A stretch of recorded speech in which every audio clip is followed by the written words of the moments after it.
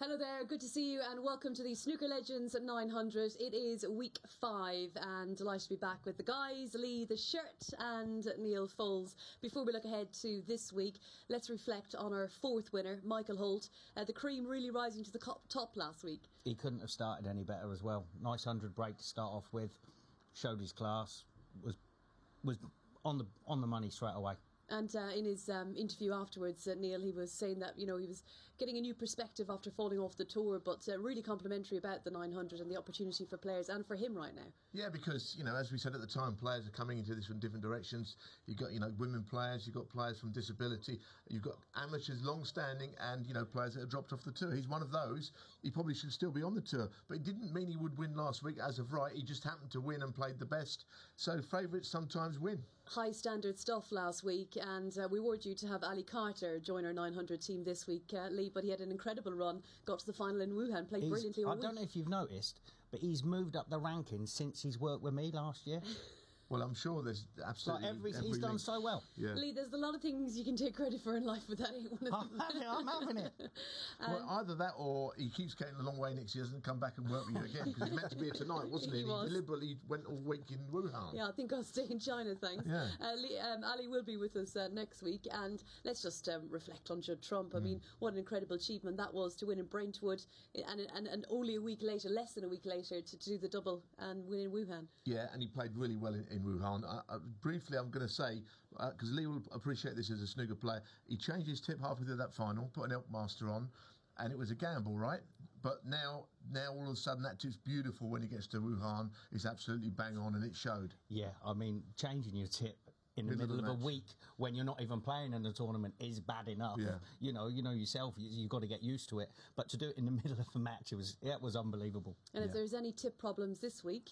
We've got Les Dodd here. We've got Les Dodd here, our marquee player. So let's take a look then at the week 5 outrights. If you want to get involved at this stage, you will get more value, I suppose, when the players start winning their matches. The odds will tumble. So let's focus on the market with Billy Castle 3-1. I mean, he's top of a lot of people's lists this week, but it is the 900. Expect the unexpected. Michael Collum at 9-2, Lee Stevens at 5-1, and Rodney Goggins at 11-2. It's 7-1 then, and bigger than the rest. I'll let you guys go down through the list because we've got a lot of good players coming in tomorrow as well. Who are you most looking forward to seeing?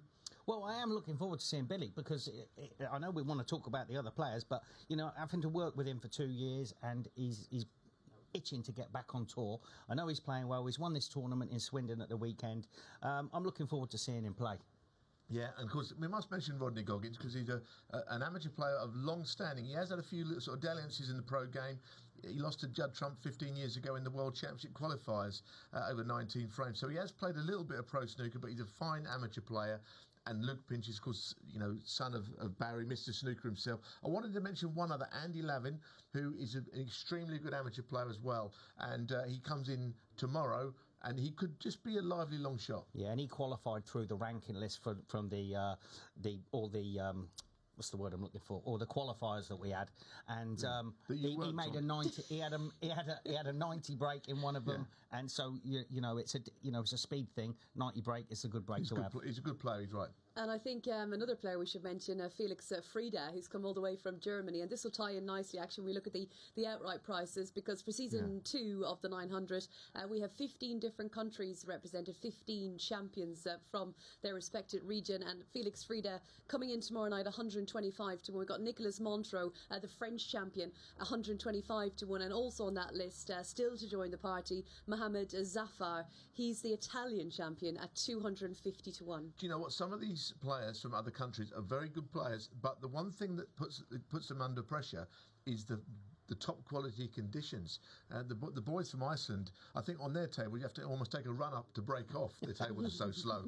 But this is a proper table, proper conditions. They can play, but the conditions slightly find them out a bit. Yeah, good, though. Look at Tony Drago, Nigel Bond down there as well. They're both built for the 900. Absolutely. Yeah, I can't wait. And even looking at their odds, like 28-1 and 40-1, now might be the time to snap up some of that value.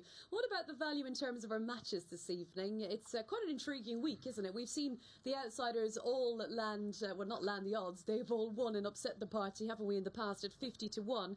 I mean, Neal, have you ever seen prices shorter than this? The likes of Billy Castle 1 to 6, Michael Collum 1 to 5. I mean, Mary and Jasmine, they're completely overlooked here. Yeah, I mean, I've seen it in other forms of snooker and other sports, clearly. But, you know, in this format, is anyone really 6 to 1 on? And I think people still want to back Billy at that price, you know, even shorter. And Michael Collum, who's a very good player, maybe they're just thinking that the men are going to beat the women, you know, but who knows how that's going to turn out. Listen, one ball in hand changes everything. That's ball right. in hand, 20, 30, 40 break. They're under it then. That's you know, right, it's anything can happen.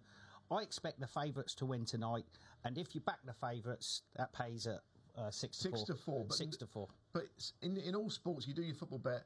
Someone gets chinned somewhere along the line. I don't mean that in the literal sense, because at the moment the man next to me is favourite to get chinned by somebody. But on the table, somebody gets turned over. I don't know which one it's going to be if it happens tonight. Who do you think will get chinned, Lee? I don't know now, but I just know it's tough to call tonight. I've spoke to all the players down there, and all they care about is winning this first match tonight to see them through to Wednesday. You know, it'd be nice if they could all win the 500. But listen, all they care about is winning this one match to get them to Wednesday, because that's when the damage happens. 6 to 4, all favourites to win, 200 to 1 for the outsiders to win. It's not impossible. No, it's not looking impossible. unlikely, but... Yeah, it's going to be very interesting to see, because right now we think we know all these favourites are going to win, but we have experienced this before. And in 1 week, all the favourites we went for, they all got beat, and they're 50 to 1 ACCA involving all the outsider of twos won. OK, right. Let's take a look then at the pundits' picks. Who came up trumps last week? Me and Rodney. Everybody. But me and Rodney. But me. Me and Neal Roberts and Okay, Rodney. we're going to have to start nicknaming him Rodney. Anyways, the shirt is with Billy Castle. And just a word on Gary Britton. Your other pick, your outsider comes in tomorrow night? Yeah, I've just picked Gary Britton to wind down Aaron Canavan up as the jersey number 1. OK. And Fouldsy?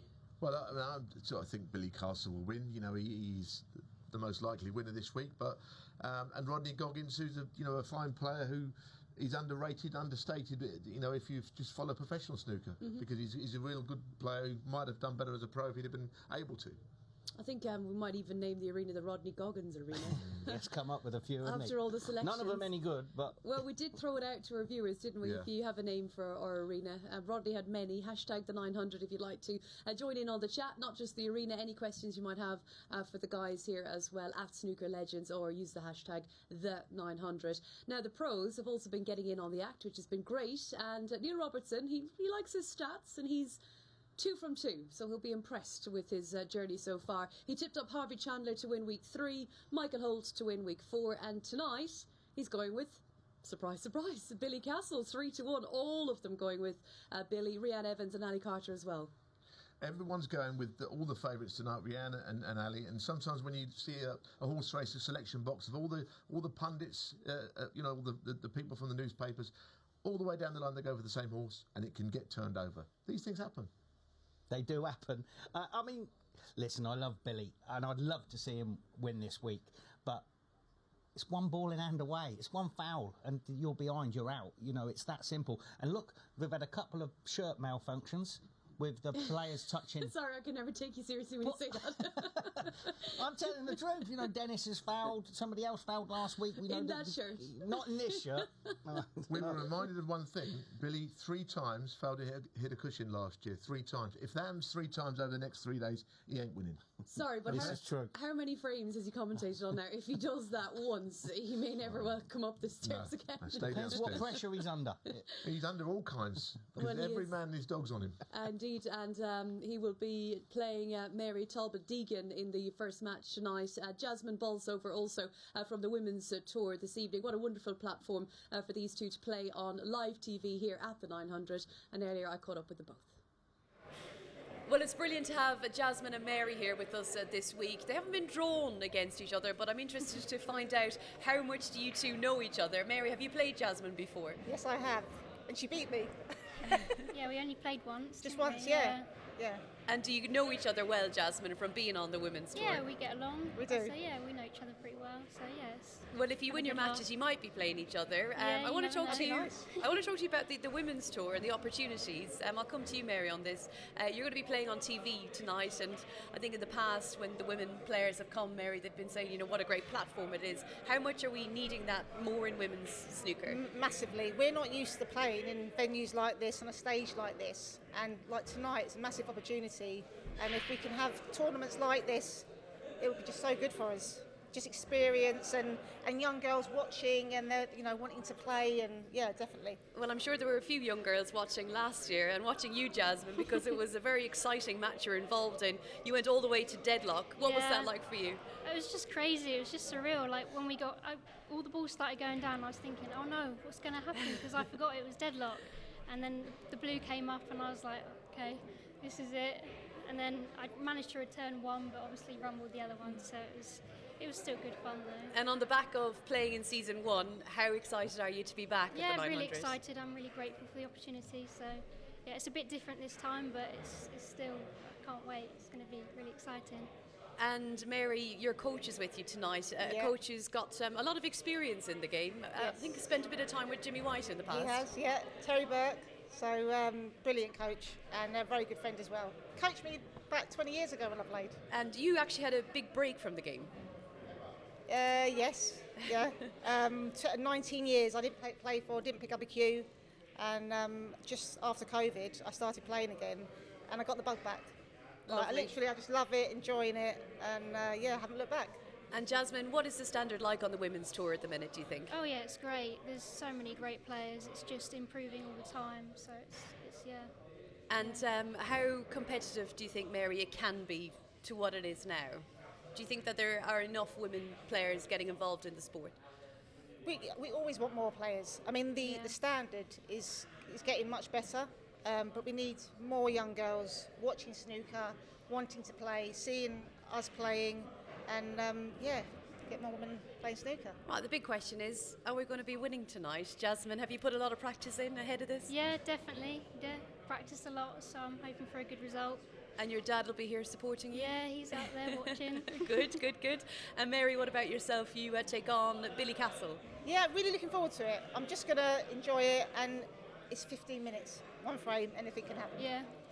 And that's it, isn't exactly. it? Yeah. I'm just going to enjoy it, and it's so much fun, great atmosphere. Yeah, can't wait. Take your chances, girls. Good We luck. will. Good luck. Thank you.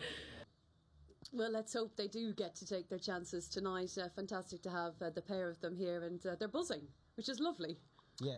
Yeah, it's good, isn't it? I've given Mary a little bit of coaching downstairs. I said, listen, if you win the toss against Billy, put him into break, because it's a break off because it's massive. Yeah. Massive. Take your time. Does Billy know you're up to this? No, he ain't got Scooby-Doo. No, I mean, listen, it's a great opportunity. They both seem pretty calm and collected. And, Mary, I spoke to Terry Burke, the coach who was speaking about there, who used to coach Jimmy. He said that she's made a century break against him before. Okay. So that will win tonight. And, and also Jasmine was in a great game last year. Yeah, deadlock with the Canadian Via Popolo. Right. So that was really high drama, wasn't it? And we'll be looking forward to seeing both of them play this evening. First match just around the corner will be Billy Castle and Mary Talbot-Deegan. But first, a little refresher. If you've joined us for the first time and you're wondering what this is all about, here it is, the 900, the format and the rules. Each week consists of 12 players. 8 will play on Monday, with the top 4 progressing to Wednesday. 4 new players will join the 4 Monday losers in a new 8 on Tuesday. The top 4 progressing to Wednesday. On Wednesday, the final 8 play down to crown our weekly champion. The format is repeated over 8 weeks before our weekly champions contest the grand final. Each night will see 7 matches around some new and exciting rules. With ball in hand for any foul, the opportunity is there for any player in our 96 field to become the next champion.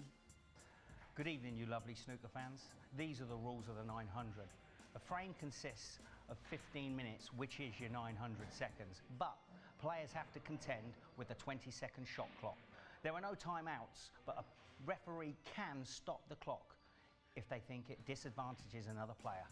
Any foul gives you ball in hand, which allows you to place the cue ball anywhere on the table.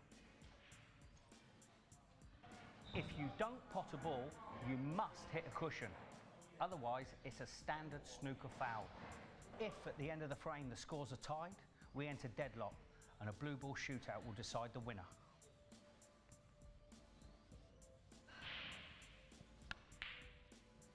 And finally, folks, the break-off. After you've made contact with the reds, the cue ball must come past the pink spot.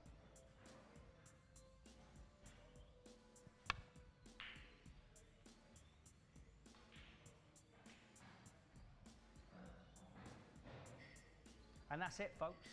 Don't take too long. Don't miss. Well, it's lovely you've joined us once again here for the Snooker Legends 900. It's week 5 and our first match about to get underway. Yes, a very short price favourite, Billy Castle. Expected to win. How do you see it panning out?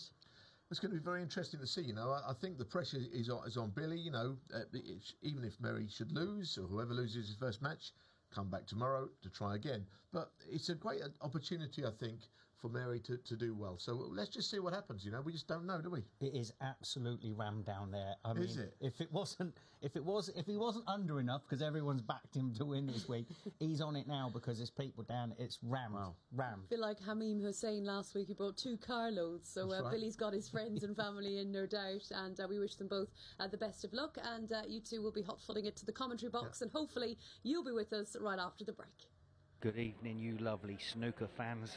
Welcome to week 5, night 1, season 2 of the 900. Now, first match tonight, Billy Castle and Mary Talbot-Deegan. So, I think she obviously lost the toss as Billy's put her into break. And there it is. I've told her to play the plain ball break, Neal. And she listened. I don't know why that break is not played more often, to be honest. I don't see why. I'll explain to you very briefly. Because if you get ball in hand and the frame started, everyone plays thin off the bunch then. They don't play swing it around the angle. So why do people break off that way? Nothing wrong with that break. It's a good break. She's put him under a bit of pressure straight away. He's hit plenty of those reds there, which means that something often goes near a pocket. You know, where he's been lucky there. I mean, the left-hand red now is so awkward over the top of the green. So she's going to have to, I think, have a go at this. Try and bring the cue ball back, I think. Don't know what cue power he possesses. Was unlucky. Might have left the red just below the pink for Billy. I tell you what, though, Neal, she hit that well. Yeah.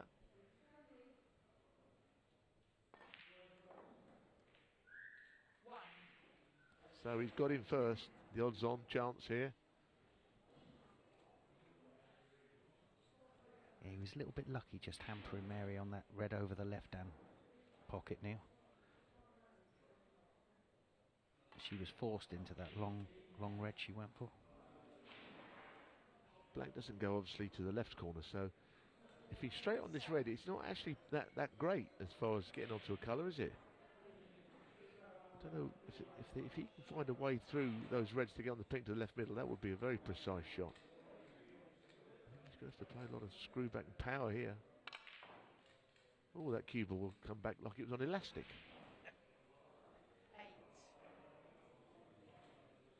Oh, he's been fortunate again to land on that blue. No, he didn't play on it in this corner, did he? How well did he hit it, though, timing-wise? Flew, didn't it?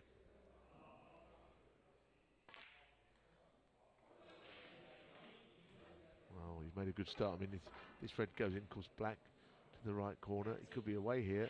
We saw a century first up last week from the Hitman, who ended up winning it, Michael Holt. I'm saying that's going to happen here, but it's a good chance. And he's played that confidently as well. Yep, so he'll be itching to get onto the red left of the black, to sort of make the black available into both pockets.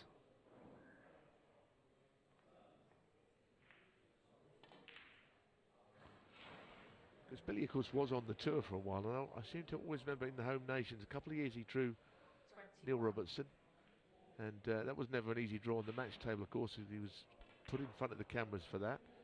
Also, Judd Trump did for him in one of the events also. So, you know, it's a tough old tour, and what you're seeing here is, well, good player as he is, but didn't really cut much ice, if I'm honest. Not in the longer form. Shootout, he beat O'Sullivan, didn't he? Ronnie O'Sullivan. Yep. So that in this sort of format, he's a very, very dangerous player. And he looks good. Of course, the problem is, if he does win this week, we're never going to be the last of it, are we? For the rest of the weeks until the finals. That's the only downside. I'll just speak to Jason Francis, cancel him for a little bit till he calms down. Yeah. But he hasn't won yet. It's a good start, though. I mean, he was in, and he was lucky initially not to leave a chance on the left-hand red because the green was in the way. But when the chances come now, he's taken these well. This is not so easy.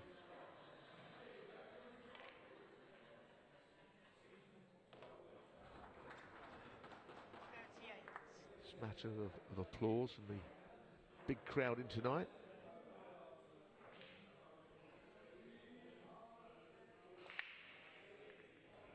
And all these deep screws, is it? Not quite, but he does move the balls well. He must have a plant there. I think that's must be a plant. Well, he seemed to play on this plant. I mean, what else could he have played? He must believe it's on. It's not really, you know. I mean, that's right jaw, isn't it? Might be able to straighten it up. It's right jaw. Well, he straightened it up very well. They weren't dead in line, I don't think. That was a nice second kiss off that red as well.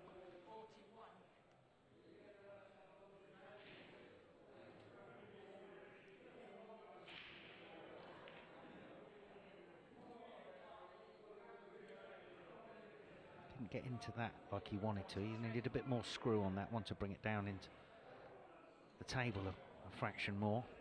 So another shot with the rest. He's not bad with the rest though, Billy.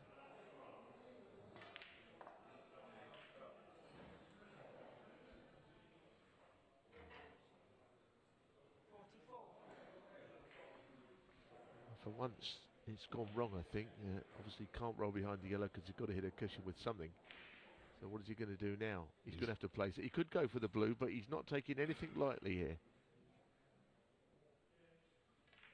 Still got to hit a cushion with something, though. Is he joking me here? He's very, very lucky there, isn't he? He's telling all the people to calm down. It's never in doubt. Never in doubt. It was in doubt, wasn't it? And that was a mistake. Even though he hit one, it was a mistake, wasn't it? Because he did that all the way through last year's group.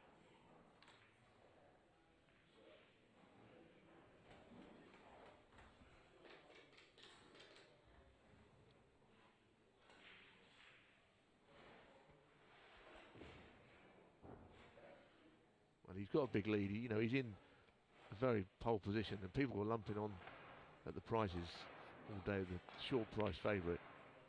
So at the moment they're sitting pretty, but there's still more than half of the match to go.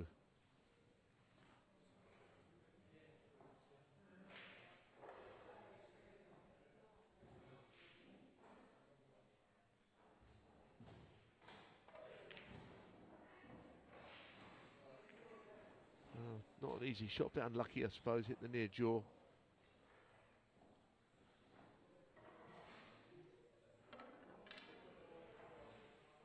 I mean, balls aren't very good, Lee, are they? I was just about to say that, mate.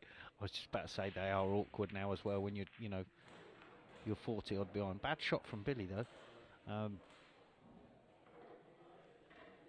What do you do here? Do you try and push the boat down, go for something difficult, or still time to maybe try and get some balls into open play?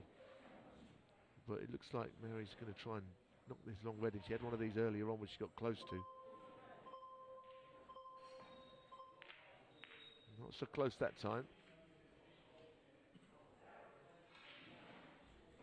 Yeah, got a couple of reds off the cushion though. So if this doesn't pass, I think it probably does because he's already down on it playing it. He's very good at that kind of shot. He hits the ball just a degree quicker than other players, I think, like pace-wise. He hit that quite firmly, that red he punched in, didn't he? I think he's happier playing balls just a little bit with more pace than certain players, Yeah. He's He's not really a roller of the ball. He likes to sort of punch it in. Well, you get players like that. I mean, I'm not saying that's the case with Billy. I remember a very good player from years gone by, Mike Hallett. Terrific player. Hardly ever rolled a ball. You know, he used to punch everything. That was his style. Yep. John Parrott, not dissimilar. Yep. 13.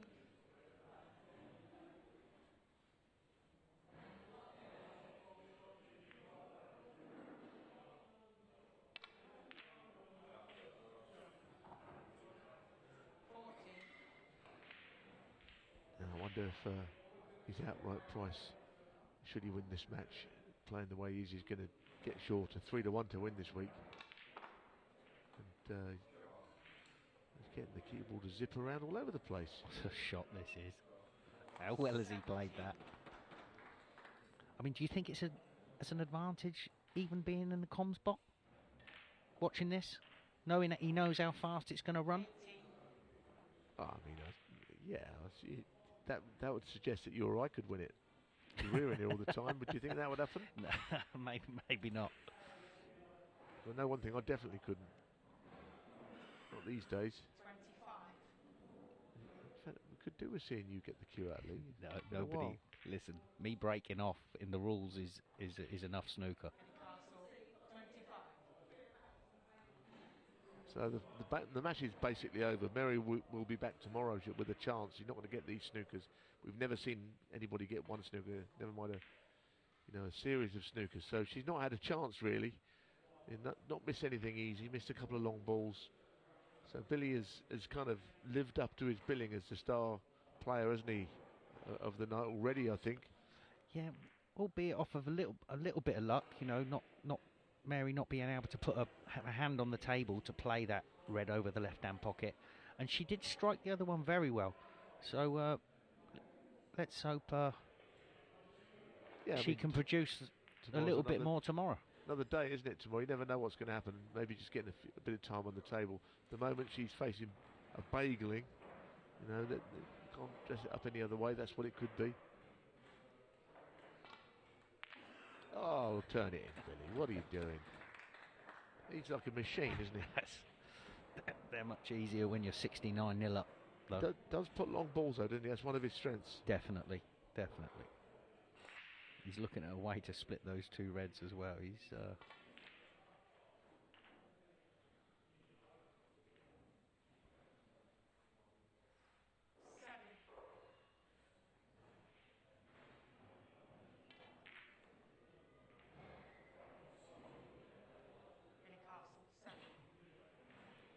Oh, well, that's it. Mary says, well played to Billy Castle, and this week's favourite is through his first match, and he wins comfortably, and he's in tonight's semi-final. That's Billy Castle first up, and he wins.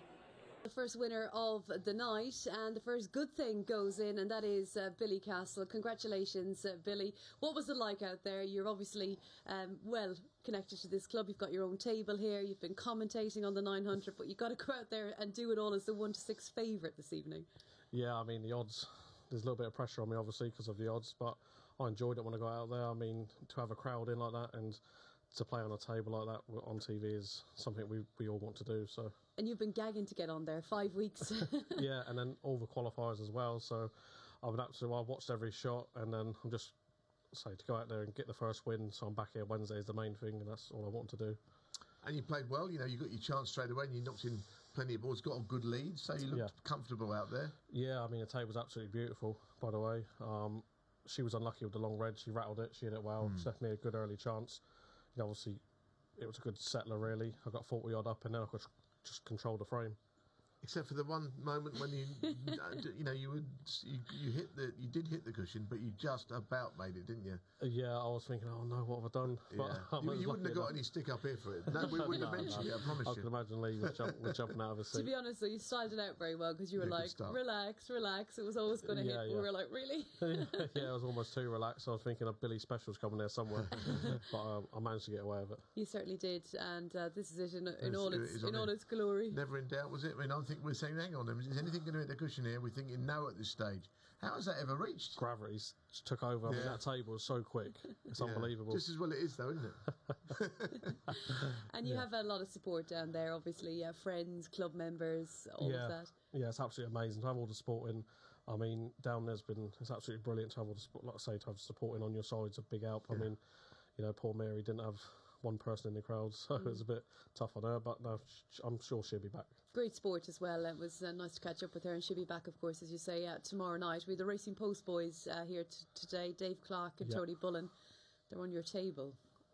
But they didn't pop much. They were watching you, cheering you on there anyway. There's a rip in the cloth. It's not too bad. It's only about 6 inches by 6 inches. Not too. It's fine. Jason's going to have to fork out. Well, Tony Bullen maybe. Right, you're through to the next round. Next match coming up will be Michael Collum. Once again, 1-5, very short prize favourite. And now it's the turn of Jasmine Bolsover to see if she can upset the odds at 100-30. Of course, she did take Via Popolo last season to deadlock. Can she do it again? Let's get back to the arena to find out. And let's rejoin Lee, the shirt, in comms. Thanks, Rachel. So, he did nearly foul that yellow as well. I mean, he's lucky. He's lucky there, or I'd have had him. But match 2. Right, Michael Collum, Jasmine Bolsover. She actually played very well last year. Only losing out.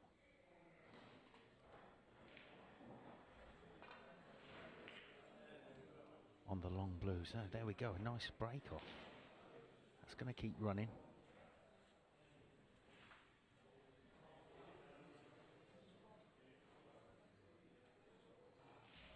So Michael with a shot to nothing here.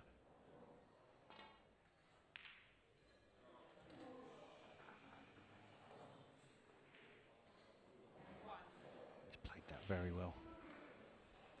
Must have fancied it because he didn't play the shot to nothing. He played the shot to something. So he's actually played the cue ball short of the bolt colours. So he must have really fancied that long shot.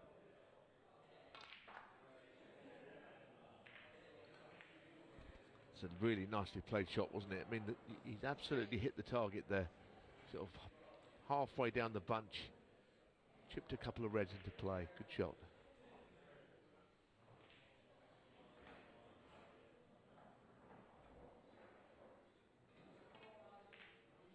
These ladies are having it tough tonight, having to play 2 very good players straight off. Early days yet, you never know what could happen. Obviously, Mary will be back tomorrow. We don't know how this match is going to go, but you're right. It's a tough old school, isn't it, this evening? Some good players. This is a good shot, you know. If he's behind the red, he's very unlucky. He's gone past it. Great shot.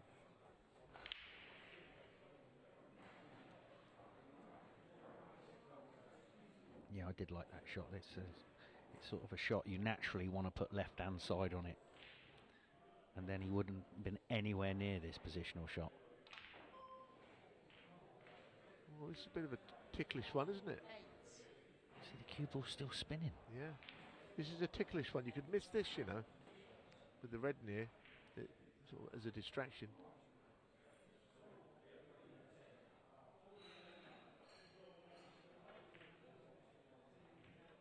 No such problems, though. Don't know if that red goes to the middle or... 15. Michael's got to play the red to the left corner, perhaps. No, he's gone left middle. So the problem here is avoiding a bolt colour on the way down and on the way back up with slightly awkward cues. It's not simple, any of this.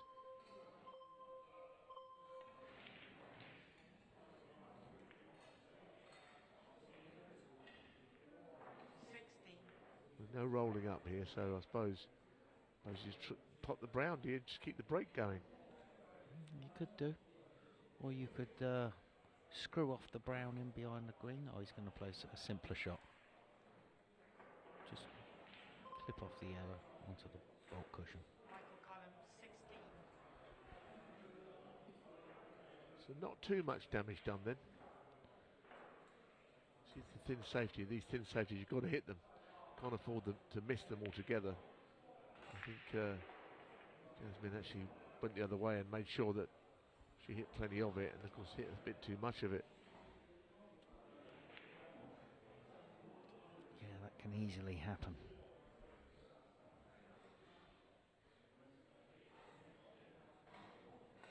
So another chance of Michael pop this red on that's closest to the pink spot, screwing over onto the left. Oh, he's not got into that. He's not getting into it like Billy got into it. He had a bit of left-hand side on it, but it's he didn't get the screw.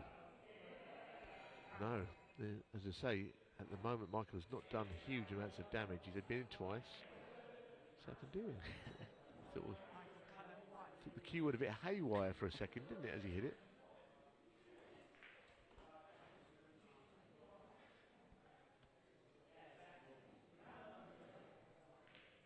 What's happening here? Is Jasmine going for this? No, I thought she... Well, not the dreaded double kiss. Oh dear. Well, I don't know. I suppose she could have played it to put the cue ball right corner, and that way you would never have got the double kiss. And you chance him with the in off though, I suppose. That's what she was thinking. It, isn't it? But I think you can hit the side cushion first on that shot, can't you? But the double kiss is the worst scenario really on that shot. It is now, because every time he pots a red here, it frees another red.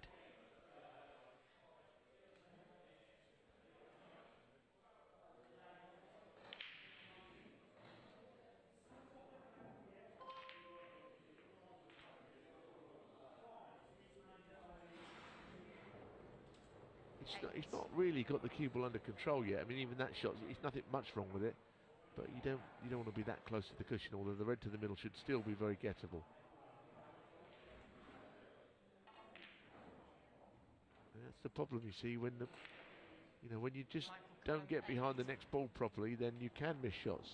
Yeah, I couldn't work out whether he'd screwed it too much or underscrewed it. Got away with it there. It's very fortunate. Oh, is she not on the red in the middle? Doesn't seem that way. But he's been in 3 times and he's made 25, which is not enough to guarantee anything. So Jasmine's just got to be patient. Hopefully a chance will come. Is he going to try and chip this into the middle pocket? Or he's taken on the long shot to screw back into bulk.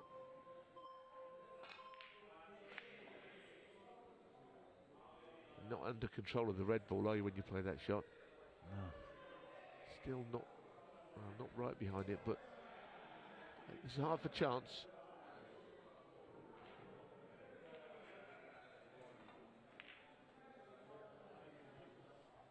Now she needs cover desperately. Not going to get it.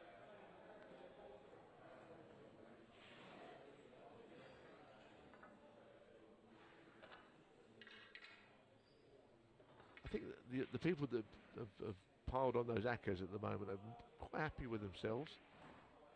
The way the evening has started, People that like to back the short price favourites. They're happy with things. Yeah.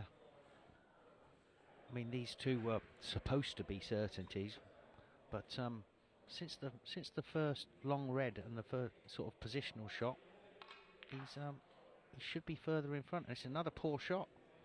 Poor, yeah, it is. I just wonder, if he's going to end up getting punished for all this. By not putting these frames away. Just wonder if there's a little bit of a twist in the tail, but Jasmine's got to just get off the mark and see where it takes her at some point.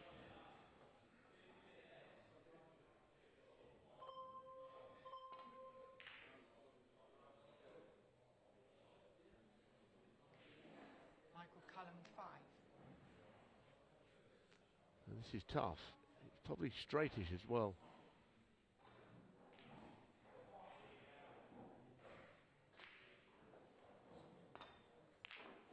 Nice shot. Managed to force an angle.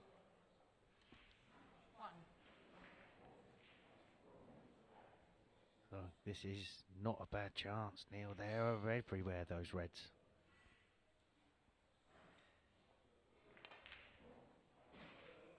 A little kiss on that red would have been handy. 7. Tough shot this, isn't it?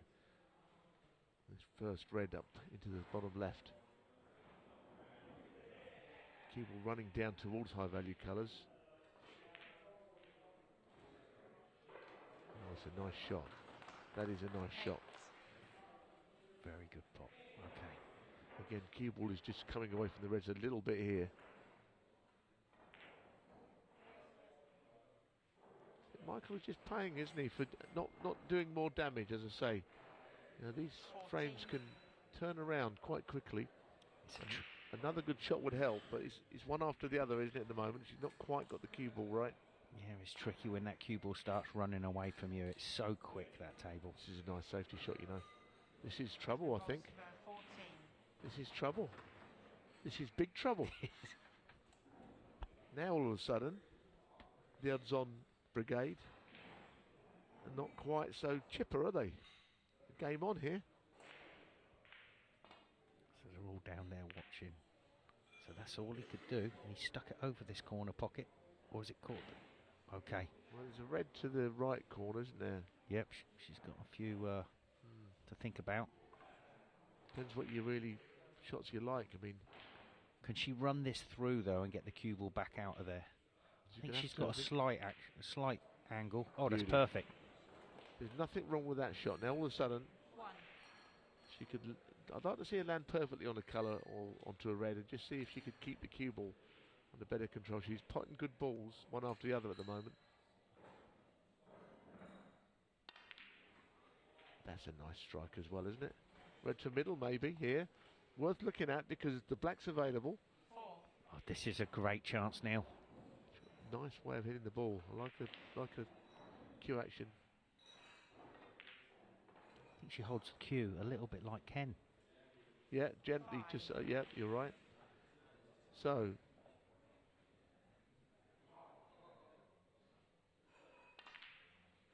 that cue ball's coming back on very well. She gets a good kiss there. That's a good kiss.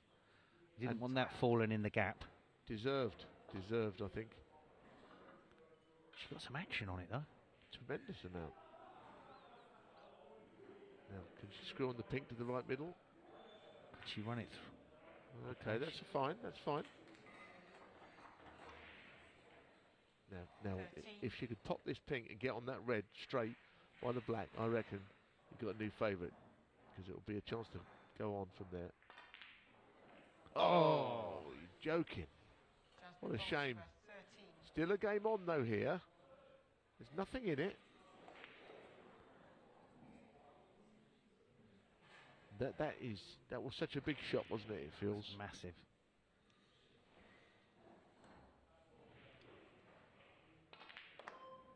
That's not a good shot. He's in shreds at the moment, Michael. I tell you that. I don't know him, but I can see he is because he's in turmoil. He's having a head in shed moment.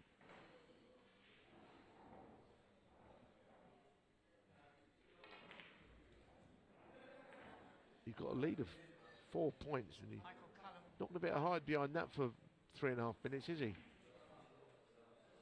Now there's no need to go for one here. Just keep a nice shape on this safety shot back to the bulk end. Yeah, that's absolutely fine. That is as good as gold, that shot. Interesting. If he can only hit the right hand red, the up and down thin safety of the red with the black there is not a certainty, is it? No, he's got to hit it slightly thicker, isn't he? To sort of bounce round the black. Yeah. So this could go wrong.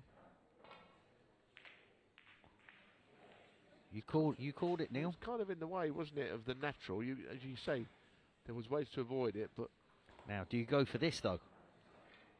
He got away with one again, didn't he? There. Yeah, that could have gone terribly wrong. I mean, this is a good shot to play get the pink out and keep the reds down here. Need a bit of a kiss though. Don't know. It could be the making or the breaking that last shot, because might force a mistake from Michael. Because this wouldn't be an easy chance if you could stick one here. You don't know what could happen.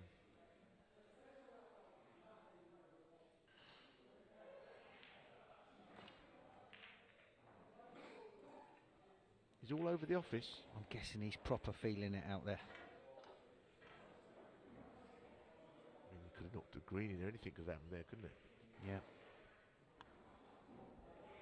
This is not easy. Did you go for this? I don't know. The pink's in the way. Yeah, of that side. This is another good shot. And with this sort of amount of time left, if she got another chance, it'd be a good time to lead, wouldn't it, with inside the last minute. Not only that, the green's over the hole. That would be 4 points. And that'd be another possible deadlock.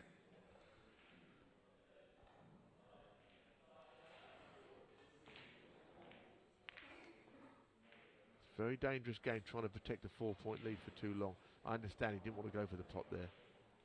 Now, can you double this into the yellow pocket? I thought that. Screw with right-hand side, off the black cushion, in behind the black. So you're getting a 2-in-1. Wow, it's a lot of shot you mentioned there. I think that's exactly how she tried it, to be fair. It's still interesting, you know. There's definitely some mileage in this. I think you could have called it, you know. It could be red, green, blues off the spot to follow. A deadlock.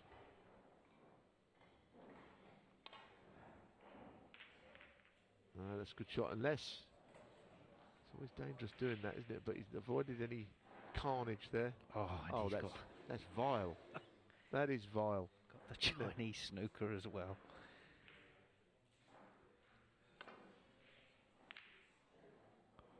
I mean, she just got no shot from there.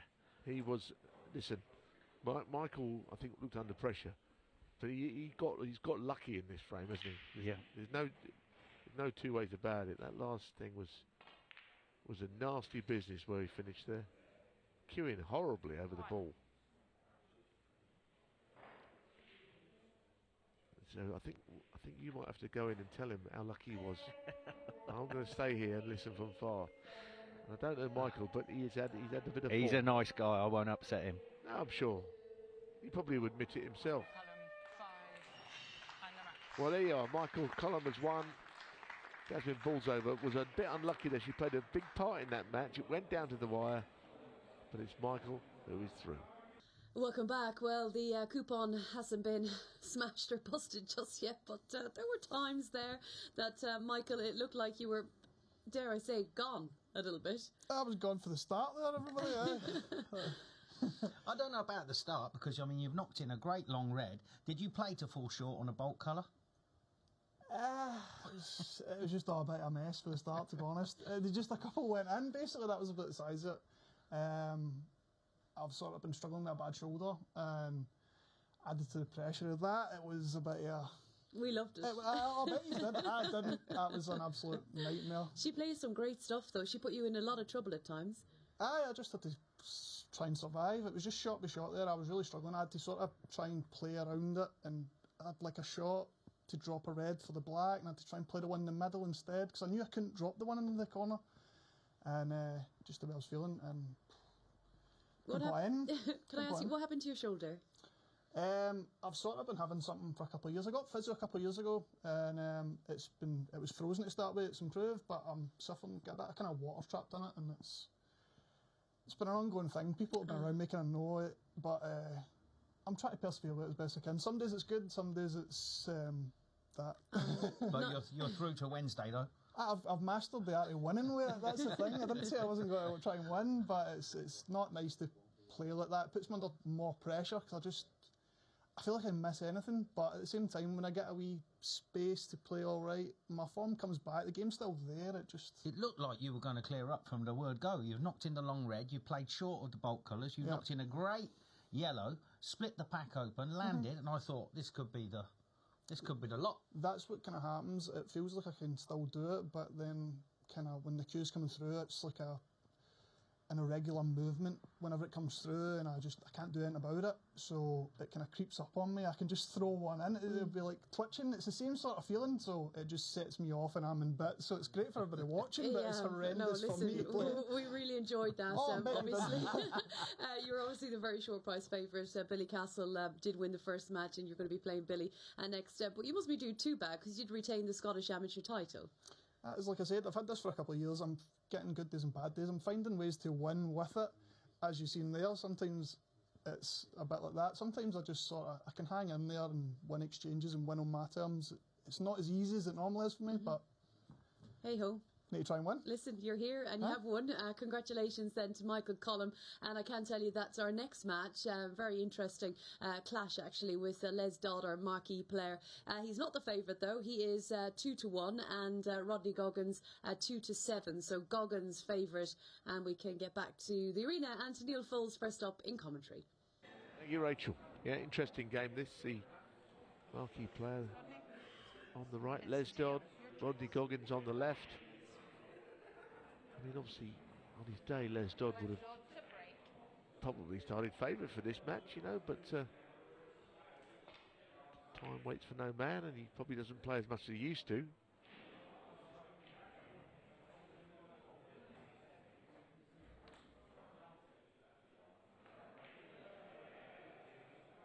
So another interesting one. We had nearly a shock in the last game, so you don't know.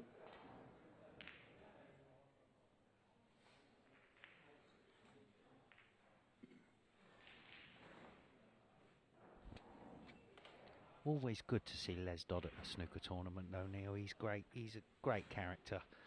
Gets on with everybody. Very quick. You know, good banter.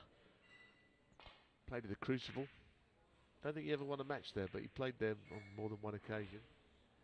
Yeah, he's a real character of the game actually over many, many years.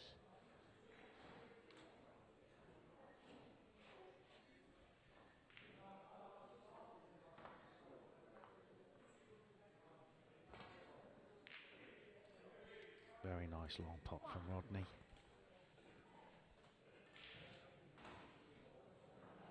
Yeah, I remember Les used to sit in that sort of practice area in the Norbert Castle with Danny Fowler, and they used to look at the computer screen of all the matches that used to be going on. And as soon as somebody went 4 frames each, they'd all run in to watch the decider. Right. Yeah, there were long old days back then, you know. I mean, if you weren't playing and you were just in the sort of qualifying venue, because they were basically sort of result factories, weren't they, some of those places, and you'd be looking for a little bit of drama just to get you through the afternoon. Dustbin Danny, Danny Fowler. Yeah, another top bloke. Don't know what he does these days, but it'd be nice to get him involved in the 900 action, wouldn't it, Dustbin Danny? I don't know where he is. Anyone who knows where Danny Fowler is now is watching, let us know. I'd like to catch up with him. A few battles over the years. Anyway, in the meantime, Rodney is in, and he's got a very nice, very precise cue action, isn't he? Very meticulous player. Yeah, always in the later stages of the seniors events. He's been playing in them now a couple of years.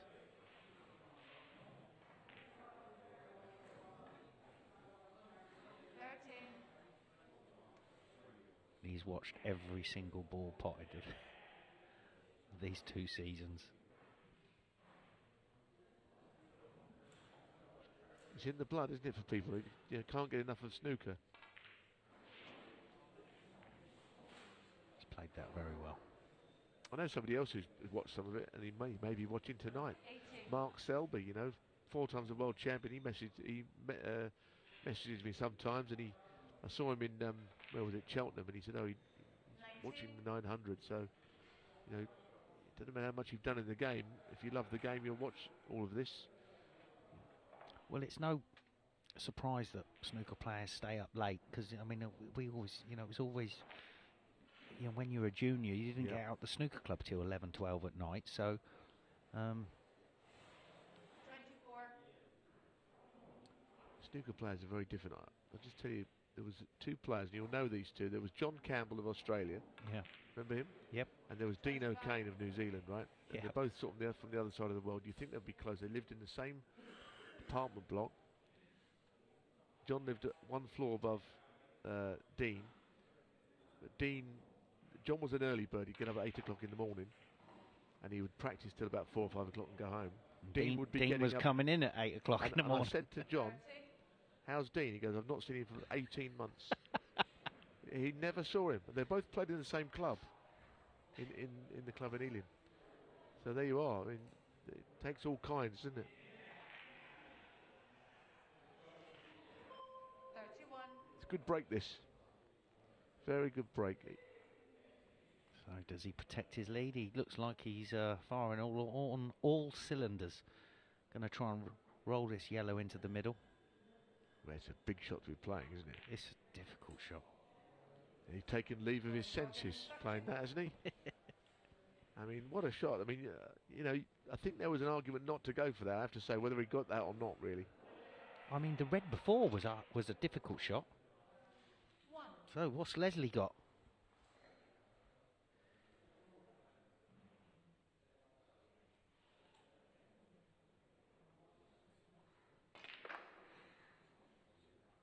What people may not know about Les, because he used to carry a bit of weight, and he actually was Slimmer of the Year. And he won that award. I'm told it, and genuinely think he won it again, but he actually won that. Not this year. No, and of course no one wins that 2 years in a row, No. because otherwise they'd vanish, wouldn't Yeah, they? he has done it a couple of times, hasn't he? Yeah, but not in consecutive years, otherwise there'd be nothing left of him at all.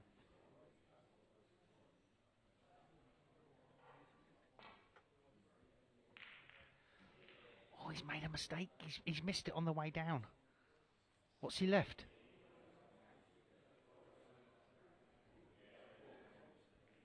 This is when you've got to decide quick that nothing goes. I mean, that does chip back in. Got a chance to get behind the yellow here, perhaps. Maybe even the brown. Yeah. This could be a good shot, this, in the making. A bit more pace on it, perhaps. That could have been evil in behind that brown, couldn't it?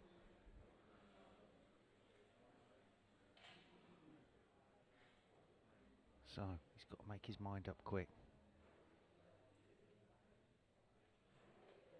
So if this doesn't go in, Neal, he's going to leave him everything. Yeah, and I think in the back of your mind, you play that shot, and that's exactly what you know, isn't it? Do you know what? You know that you're leaving the world. He's done well to get out of there because he's just caught the other red. And he knows it. He's got a slightly guilty look on his face, isn't he?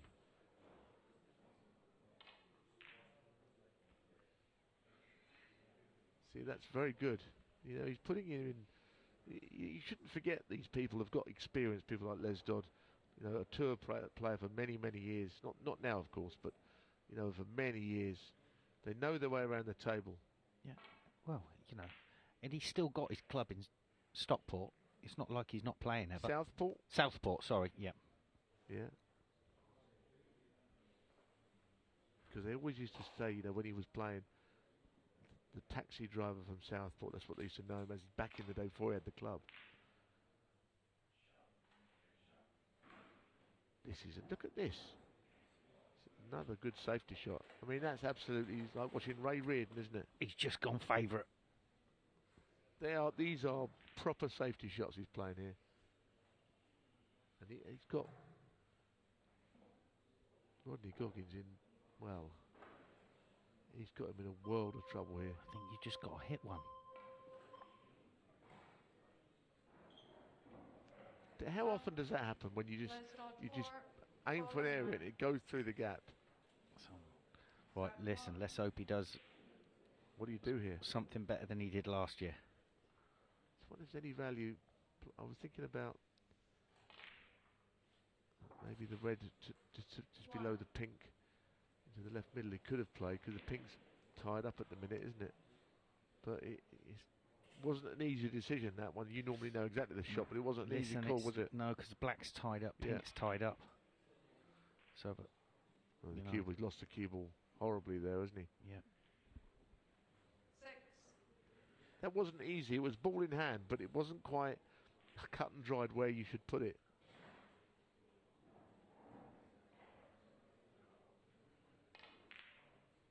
Well, that went. I mean, I didn't even know that went. It's still not great, but it's okay.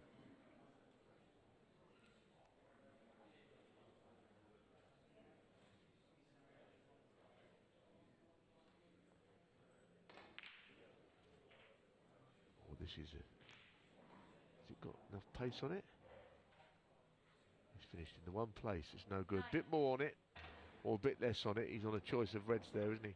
Yeah, he's still got a couple, but obviously he's just the cue ball's running around the table when it's like this. But he's only what's he?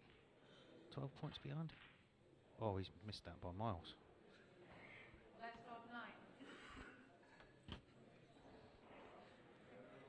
started off nearer the pocket, that one.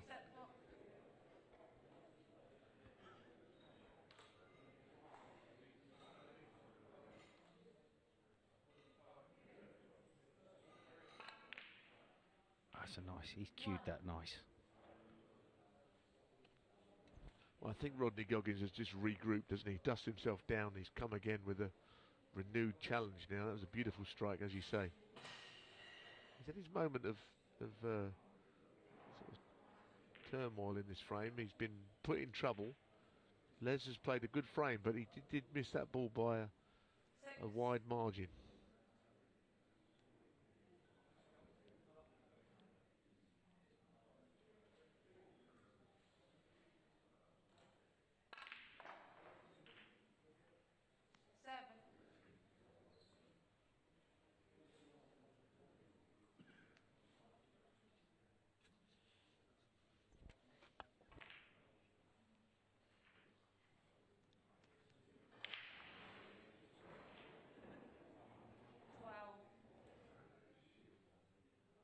There's still plenty of time, though. I mean, 4.5 minutes here.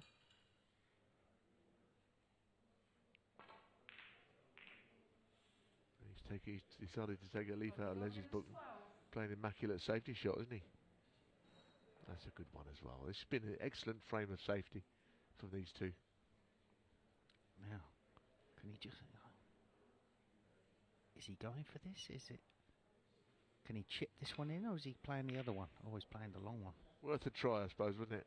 Don't tell me he's gone in the middle. Oh, well, I thought it was on its way, didn't you? I did. Rodney's laughing as well, so I think everybody thought it was going in there.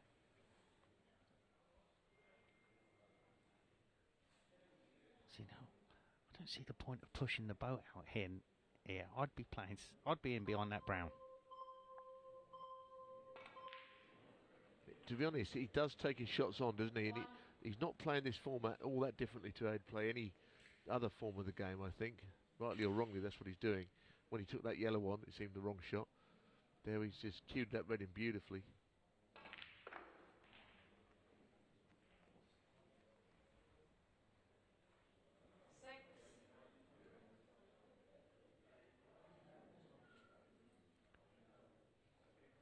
You have to remember, folks, if you are joining us for the first time, that all these first round losers tonight will be back to play again tomorrow night. Another 4 new players.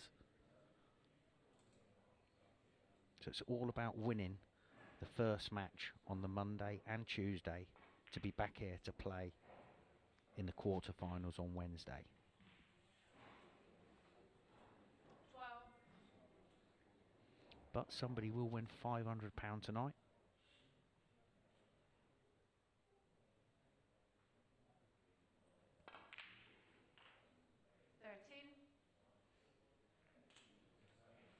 Too many in it now, isn't there? 36, so yeah, 37 in fact. So it's not going to be Les tonight, is it? He's going to have to come back tomorrow, it seems.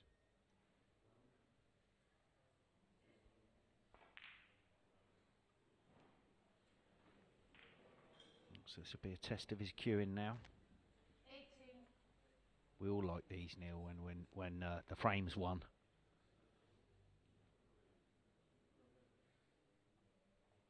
When I say we, I mean them.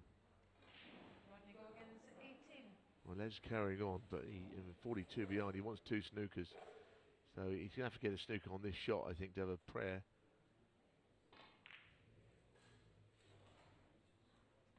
He's not played too badly, Les, here, you know. I mean, we didn't know what to expect from him.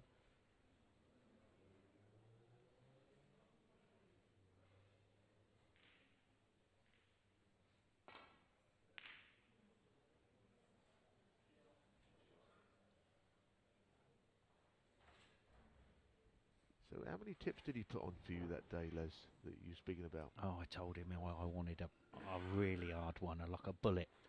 He put it on. He said, "How do you think about that?" I said, "This is terrible. You've got to stick something harder on." He did it again and again and again. And in the end, the club owner gave me a tip out of the thing, and everybody was saying I couldn't play with it because the sound. It sounded like it was you were hitting the ferrule straight onto the cue ball, and it sounded terrible. But it did the job for for the next day just to get me home. Well, the sound actually does mean something, doesn't it? I mean, when it makes a terrible, like a spoon hitting a cup or something, that kind of sound. That's what it sounded like. It's no good. Carl Townsend. I had to play Carl Townsend, and he said, "You can't play with that tip." He said, it's loose. Your ferrule's gone. Your ferrule's gone. But not a great advert for Les as this wonderful tip putter on it. Listen, he is the governor, but he didn't really understand how hard I wanted it. No. Okay. 15. Pretty comprehensive victory now for Rodney Goggins in the end. He's played a good frame here. Quite attacking, I thought, all the way through.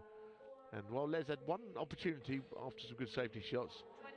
it's the Irishman Rodney Goggins is into tonight's semi-finals. All the favourites are winning. Welcome back, everyone. The latest winner to join us here at the Snooker Legends 900 is Rodney Goggins from Ireland. Well done. That was a really good frame, very attacking. Yeah. Well, I was thinking to myself, I only got 31 and I maybe had 8 or 9 minutes left, and I kind of had to go for the line rather than playing safe, especially against someone like Les, who knows the game inside out. So you have to attack. You mean the yellow that you went for to the middle? Yeah. I suppose it's one of those shots. If you get it, it's the right shot. If you miss it, it's the wrong shot. Yeah, very much so. Yeah, but and that's the game. I mean, actually, I thought he put you in a bit of trouble on 2 or 3 occasions with his good safety. Yeah, very much so. And you would expect that sometimes with these old pros. They definitely have the upper hand. Exactly what I said in commentary, Rachel. I said, people like Les, he knows the game so well. He's been involved in the game, so he's going to put players in trouble because he's got all the moves. What he maybe doesn't do is pot as well as you do these days. That's the problem, isn't it? That's fair enough to say. Yeah. What do you think about the Rodney Goggins arena? I think got a ring to it, isn't I'm going to say something. I'm going to say Ongi Street Arena. I think that's the best one I've heard yet. I say that because, of course, Rodney's been given all the suggestions, naming our arena. You're a big fan of the 900, not just this season, but season 1 as well. Yeah, I have to say, I'm a big snooker fan, Jason will tell you, and I'm very traditional, and I know a lot about history, and I know my stats and all. But a couple of weeks ago, the British Open was on. I was coming over to watch this. The only thing that got me interested in the British Open was Mark Williams' run. Yeah. So it's brilliant. Right. Brilliant for TV. We'll talk about stats. You played Judd Trump in the World Championships 15 years ago. Yeah, it would have been 15 years ago. He beat me 10-4, but 6 weeks previous, I beat him 9-8 in the UK Championships. And hasn't he just turned into a fabulous player? And incredible what he did at Wuhan, following on from the English Open. As Neal would say, there's very few wins back-to-back ranking tournaments, especially 2 weeks on the trot. Very unusual to see that. But now that Rodney said he's all over the stats, the traditions and all that, I expect the next mistake I make, which I make loads, I want to get a message for him and say, you got that all wrong. Correct it now, because he's all over. It unnerves me when people are all over the stats like that, because you can read out their stuff, and if it's all wrong, they're there to pounce on you. You'd never do that, Rodney, would you? No, I won't. Have you got a few tuning in at home? Whereabouts are you from? Family and friends, all from Wexford. In what's Ireland. your club? Actually, I play at the back of the house. So, table in the house in Lee Mellows. So in the sunny southeast. Yeah, that's maybe very not so much sunny tonight. No, not tonight. I say it's cold. They'll be delighted, though, to see you victorious. And, of course, we'll be seeing you again tonight shortly. Be playing the winner of our next match. And as you can see, we're ready for more snooker. Simon Bobb, 2-1. Very familiar with this format, up against Lee Stevens, 4-11. The final favourite. Will Lee do the business? All 3 have won so far tonight. Let's get back to the arena and find out, and we can rejoin once again the shirt in commentary. Thanks, Rachel. Welcome back, you lovely snooker fans. It's the 4th quarter final now here on night 1 of week 5, season 2 of the 900. And Lee Stevens, one of the country's best amateurs, against Simon Bubb, who won a qualifying Saturday or Sunday here at the club. So he's played a lot more 900 than Lee Stevens. I think this is Lee's first outing. So they're going to find out how fast this table is. So long red to start off with. And that is sweetly struck. It's a gem of a shot, isn't it, to start with? Very confidently played as well.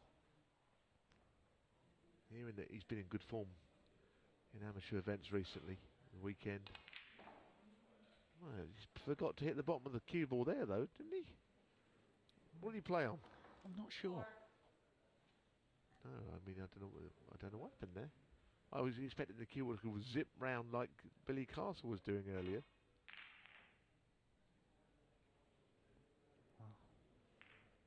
Simon Budd, I'm interested in because he's from my old neck of the woods, Ealing Common. I used to be involved in the club at West Ealing, but I also know that Fergal O'Brien been working on some of the snooker down there. He told me that he was going to have a game with him a couple of nights ago, I think, Fergal.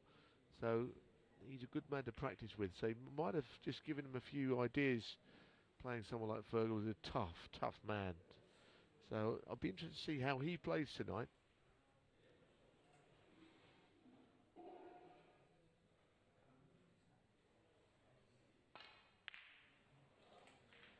Likes a long pot, doesn't he? Two very sweetly struck long pots. These are a little tricky because you know you're doing plenty if you miss them. Oh, no problem. He's a little bit jumpy on shots, isn't he? He's like almost moving to the next shot a little quickly. But listen, the point is if the balls are going in, really that's all that does matter, isn't it? It's on to the next shot very, very quickly when there's no rush in the 900. But it's what I've seen so far, very good.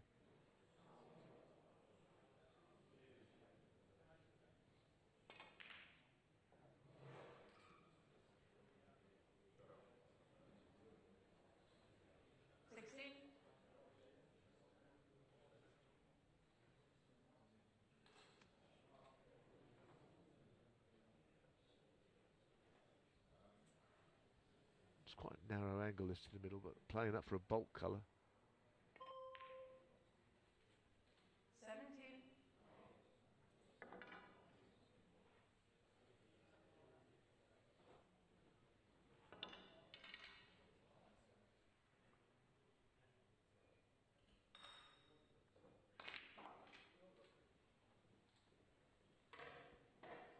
Now these are the shots he knocks in for fun, aren't they? He knocked in two already into that pocket. We're just about to find out. Well, what I've seen of him, he's going to hit the back of the pocket 100 mile an hour. Oh, well, I'll put the curse and apologies to Lee. I've absolutely jinxed him there. Now Simon Bum with a chance. What can he do here? He's going to have to play the red above the black whether he likes it or not. Go through the other reds, isn't he? Yeah, just, not too hard. Just make sure the pot, you're going to land on the black note. Ah. He's caught it miles too thin. Well, that'll annoy him.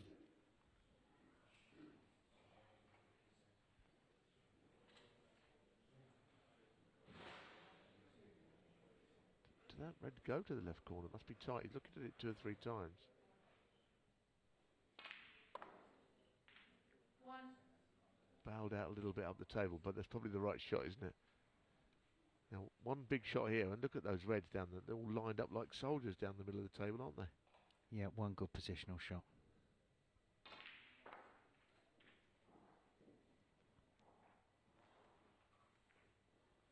Yeah, and that is the shot. 5.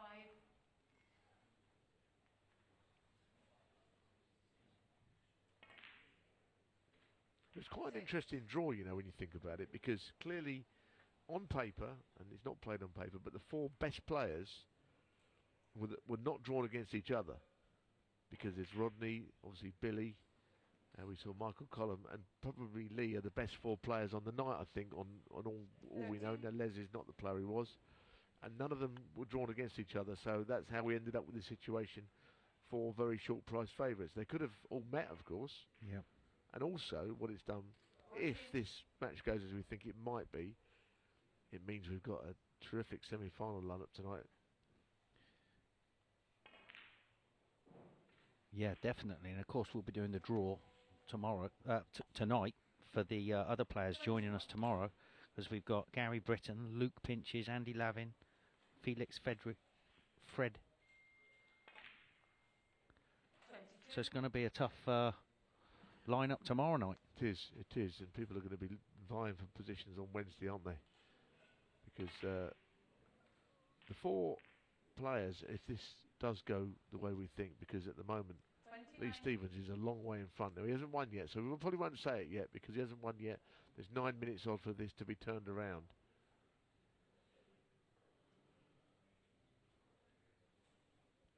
I'm going to put you on the spot though, Neil. Go on. Is Lee Stevens wearing white socks? Well, I've not looked yet. I'll have a little look in a minute, but can't. Oh, well, yeah, maybe. What do you think about that then? I think that's a no-no back in my day, okay. mate. Well, I mean, there's worse things people have done in their lives, I'm sure. I remember you playing in the UK Championship at the Guildhall when you wore a different shirt every 4 frames. That did happen, didn't it? I can't remember, who did you play? Watana. Ah, yeah, I was there watching. Every 4 frames, a shimmering, different coloured shirt came out. Oh, there's his socks. No, they're not white socks. Listen. I would have thought that you would appreciate all those colours in there. He's going down the Dave Gilbert road. No, nothing wrong with those socks. I take it back.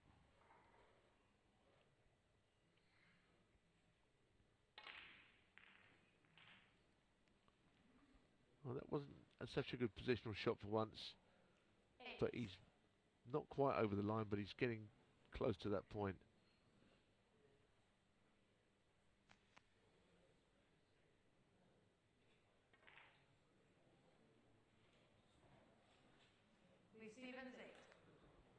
Well, is there any way back here? That's the question. Because if not, then the 6-4 accumulator has been landed. Oh, I thought this was the week. I thought this was definitely the week.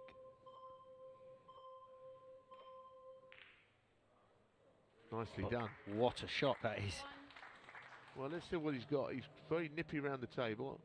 I know that he's a decent prospect. Got to watch that shirt by that blue ball, because Michaela is on the prowl. She's looking for a foul, any description there.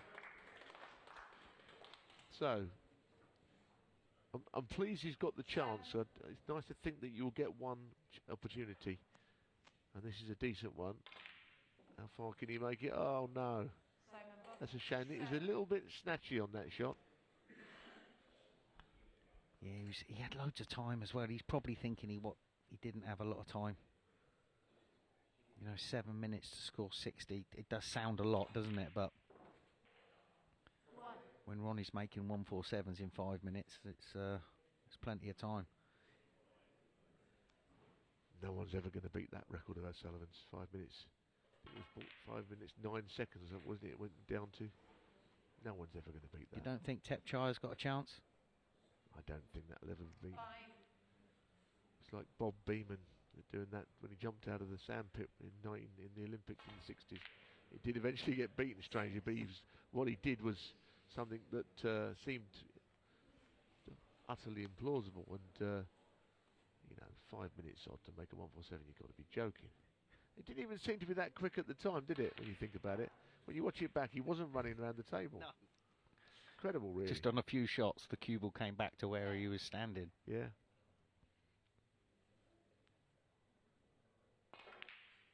Another one drilled in. Look at that shot. Yeah. That should be a good semi-final, Lee Stevens and Rodney Goggins. Yeah, I was going to say is the 4 players who've lost tonight can count themselves a little unlucky with their draws. They've played the 4 best players. They'll get another chance tomorrow. And tomorrow's draw is going to be very interesting to see who comes through those matches. 18. Very interesting. He looked sharp.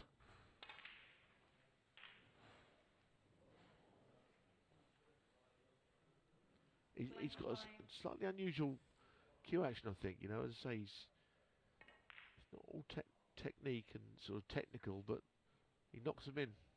You know, he's quite an instinctive player, I think, which we like to see, I think, you know, in this game.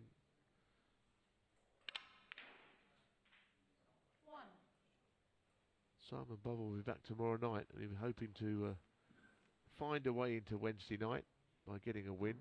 But the players coming in tomorrow night are pretty good as well.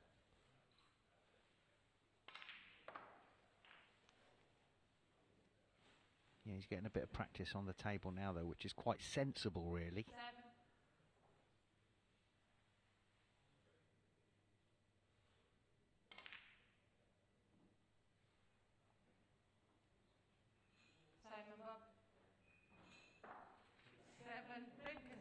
So there we have it. There's our lineup. Lee Stevens goes through to the semi-finals tonight, and we'll get him in the studio straight after this break.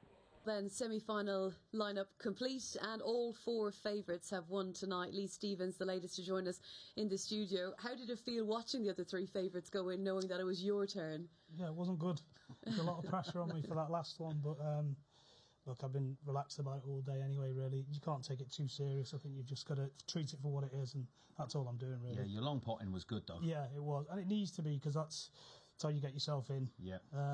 I was lucky. I got one straight off the bat from his break, which sort of settled me down a little bit, because I was a little bit nervous naturally, even though you're not taking it too serious. Beautiful. It was beautiful, though. You didn't absolutely nail it. Short of the bolt colours, it was perfect. And then I didn't do anything on the green. Just pot it. Just get a lead. Yeah. Your game's in great shape, though. Yeah, well, I'm playing a lot at the moment. I only usually start practicing about 10, 14 days before a tournament, and then the queue goes down. But for the last 4 weeks, I've had that much on, and it will continue again for the next 4 weeks. So I'll start getting a nosebleed, so I'm not used to practicing so much for such long periods of time. And have you been practicing, obviously, a lot of the players are involved in the Q Tour and all of that, but have you been thinking about the 900 as well and the prize money that is up for grabs here this year again? Not the money at all. To be involved in it is nice. I've practiced about 15 minutes of it, generally, that's all I've done, because I don't think you can practice for it. There was a couple of things I was a bit worried about, but... What were you worried about? The rolling up. Yeah, you nearly didn't hit the cushion there. I wanted to get it safe. And, but I said to Lee Gorton, I said, I'm concerned about the rolling up thing, and he said, just don't think about it. You don't think about it, it won't happen. And luckily I didn't have that scenario anyway. If you get in and you start potting balls, you haven't got to worry about it. Yeah. I was more concerned because I thought you might be wearing white socks, but then we've had a close-up of them and they're striped, so that's all right. That's all right, son. That's what I'm known for, unfortunately, on the queue. The socks, So. And hopefully good snooker along the way. Yes, sometimes. Tell us, you are round Chester. We had Patrick Whelan here. You practice with Ricky Walden at times? Yeah. So Ricky, Patrick, Alex Taubman, Jack Bradford, Neal Jones, we're all in a close vicinity. And the majority are looked after by Lee, does some coaching with us, who manages Ricky. Lovely. So we're really lucky, really. We're spoiled in the conditions we've got and things like that. Nice crew you have there as well. Yeah, it's really good. Well, Patrick and Alex and I travelled Q Tour together. Yeah. We did have Andrew last year, but he's back on the tour now, so... No, that's good, because it helps save cash as well, doesn't it, when you're going together? Yeah. Well, it can be a lonely thing if you're doing it on your own and travelling, so we always have that little contingent of us, and it's nice, it just breaks it up. And good players as well. Yeah, exactly. Which is not, you don't have to play with the same person every day, you rock up. You've got something to practice with. Yeah, I mean, I've got other interests away from snooker work-wise, so if I play somewhere, it's probably once a week. The other times, it's just a little bit of solo to keep ticking over. And with your other work interests, realistically, in terms of becoming professional, is that like a huge dream? No, not for me, if I'm being honest. I'm 41 now, so I think, my work interests are my business, so that's where my priority is. If the tour happened, brilliant. But it wouldn't change. If I got on there, it wouldn't change anything about what I do. I'm not all going to go. We're vehicle telematics and dash cameras and all that sort of stuff. You're so old. Yeah, 41. Right, I leave the pair of you, and we're going to get on with our first semi-final of the evening. Billy Castle, 8-15, up against Michael Collum at 11-8. So getting quite serious now here, night 1 of week 5. So let's head back to the arena, and once again back to Neal Foulds in commentary.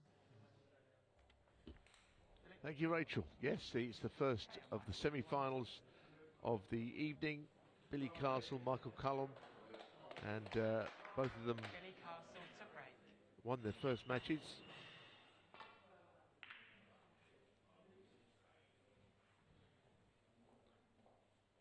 Billy beat Mary Talbot-Deegan, and Michael Cullen beat Jasmine Bolsover to get to this semi-finals. Either way, these two will be back on Wednesday. They won't be playing tomorrow because they're already at this stage. So things are looking up. The Coco's arrived as well. Can't. Oh, well. Right. What have you got in there? It's not cocoa. It's transparent. I've made a major mistake. What have you done? I've ordered a water. A water? Yeah. My waistcoat's getting a bit tight. I've got no words about that. I thought you liked the cocoa. I love it. I thought you'd punish yourself, did you? Yeah, I can smell yours as well. It's great. So, chance this now. He's banging trouble, Billy here. Billy's in trouble. I just will say one thing. It's probably the nicest cocoa I think I've ever tasted tonight.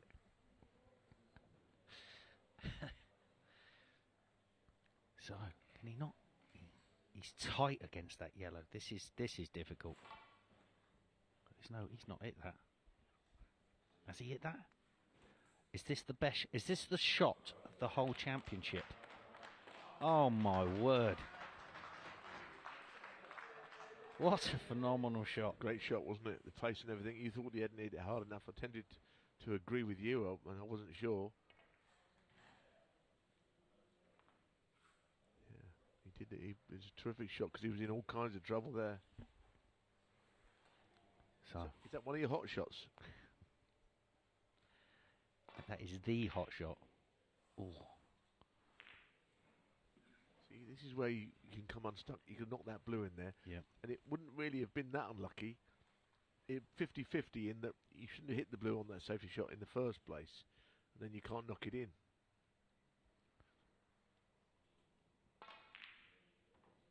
See, he's done it again. He did that shot in the first. He didn't get the screw on the cue ball.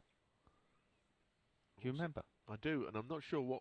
Yeah, that is you need a pair of binoculars to see that blue from this end, don't you? And could it be cut in? I don't think so. I think it's just got to bail out. Well, I think it can be cut on this overhead You know, monitor. it's a hell of a long way. It's about. It looks about 12 foot. Well, it looks further, doesn't it? On the camera, it looks as if it's just a speck in the distance.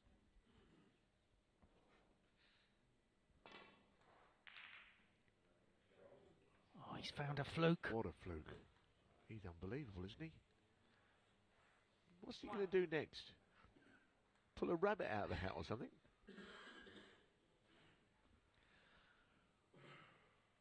Right, he looks quite straight on this blue. Doesn't want to miscue this. A bit more of that twizzle on the cue ball there, I noticed. He seems to be getting more than anybody else, or is it just my imagination? It didn't hit the cushion. It sort of did a little banana, didn't it, back down the table?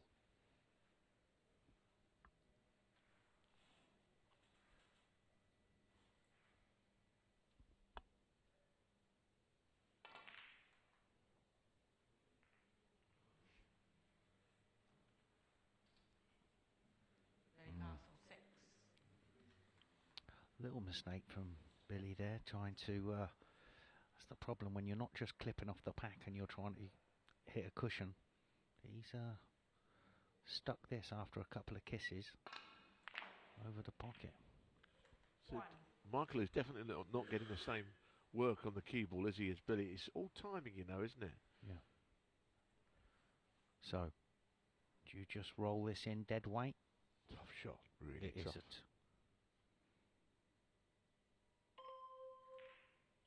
Well, he missed it by a considerable margin. Michael Cullen, 1.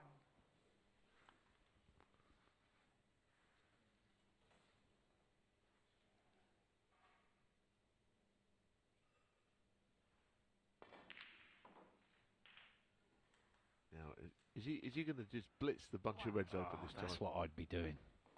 Because he's perfect, isn't it? What would you play it with? Screw and right hand side. Screw, yeah. And he's rolled it. Oh. He's missed the bottom of the bunch there. If you screw that, it actually will go through the bunch because the spin Top goes spin. the other way, Yeah. doesn't it? You're putting top spin on it. Yeah.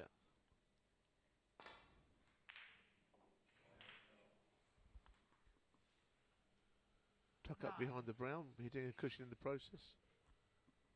I think that's the shot here, isn't it? All day long. Sand and cement treatment. Yeah.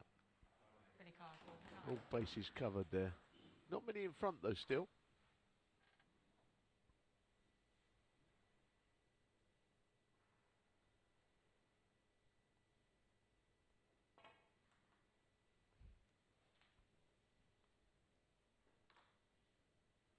Nice contact made. In fact, that's really good. Unless he's left the plant, but it doesn't seem that is the case.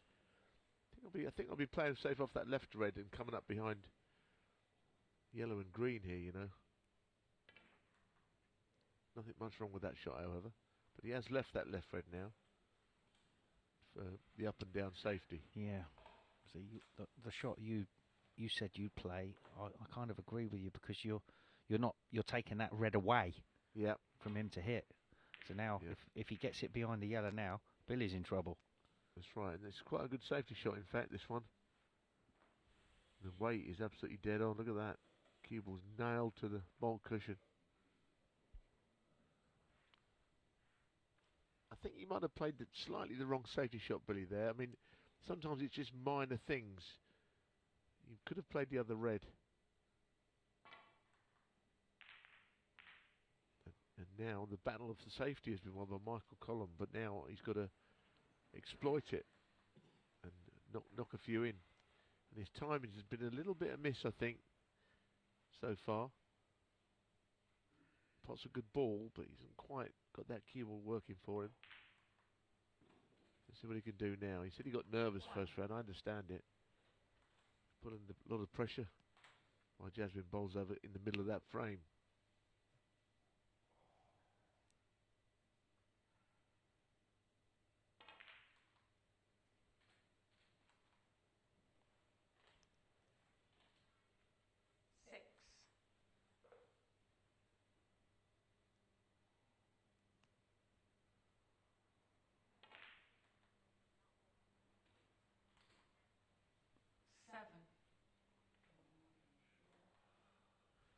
Gone a bit too far there. I mean, so much difference. Getting perfect on the blue like that from straighter, but with that slight angle, you can do anything with the cue ball. It's a bit thin from there, and you lose control of it a bit.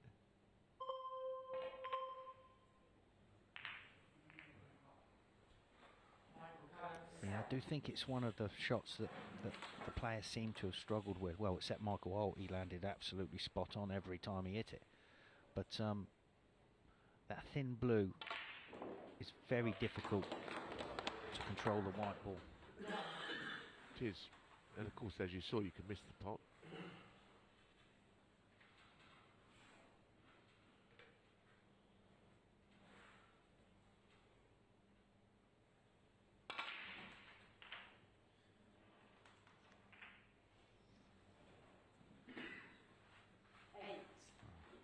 He was playing for the red nearest the pocket on the left hand side of the table there, just caught the pack. He's landed perfect on this red in the middle.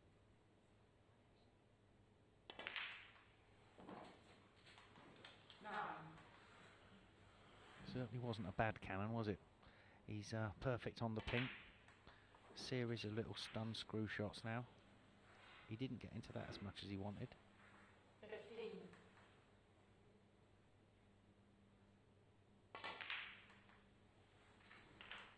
Yeah, he's in a good spot here now, isn't he? I think he's looking quite comfortable. Only a few in front, 22. That alone is not enough, but you feel there's more to come.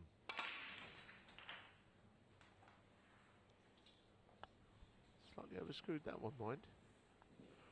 23. It's the first time he has got that wrong, but it's usually on the side that he puts too much on the ball, rather than not enough. Yeah, I think it was the red before to get on the black, left himself a dodgy angle on the black. I might have been tempted just to play for the red on the black cushion off that black instead of the shot he played.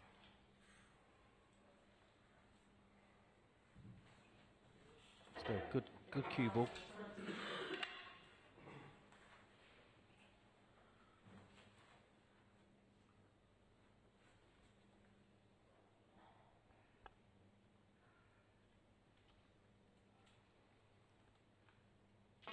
thin off the edge of this. That was thin. Yeah, it was definitely red first, as you saw, and then he knocked the pink in. So is there a comeback here? We haven't seen sort of comebacks in frames, have we? Basically, whoever's been in front has gone on to win tonight.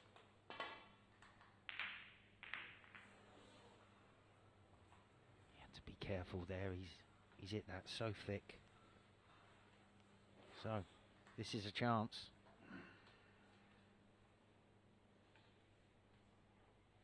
I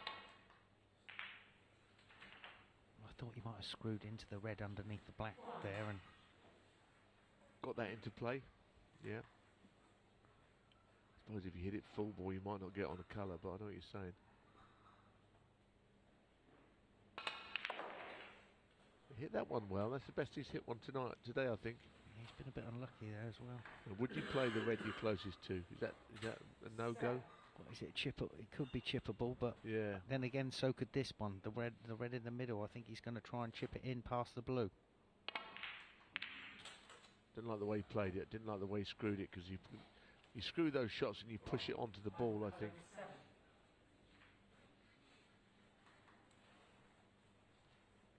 Played it like he didn't really fancy it, I felt.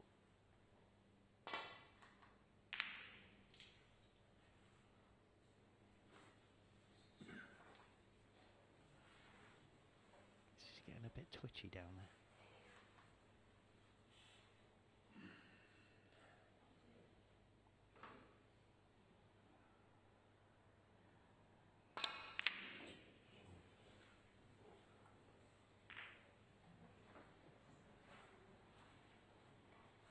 So 22 is his lead and 3 minutes left, so there's plenty of time for something to change. But is it in the air? No, is there going to be a comeback? I'm not sure. I'm not seeing it right now. He'll be putting everything into this shot. Good shot. That was a good rest shot. He didn't touch the sides or anything. Round of applause from his fans.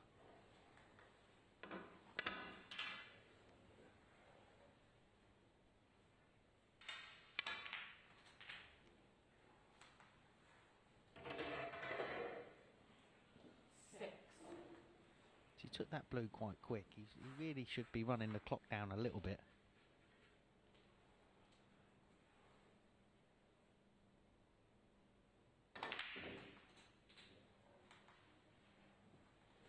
I think he's just marching away with this game now, isn't he? There'll be 34 in it when this goes in. Red and any colour. Just pop the red, I suppose, for now. And then all of a sudden, lights out.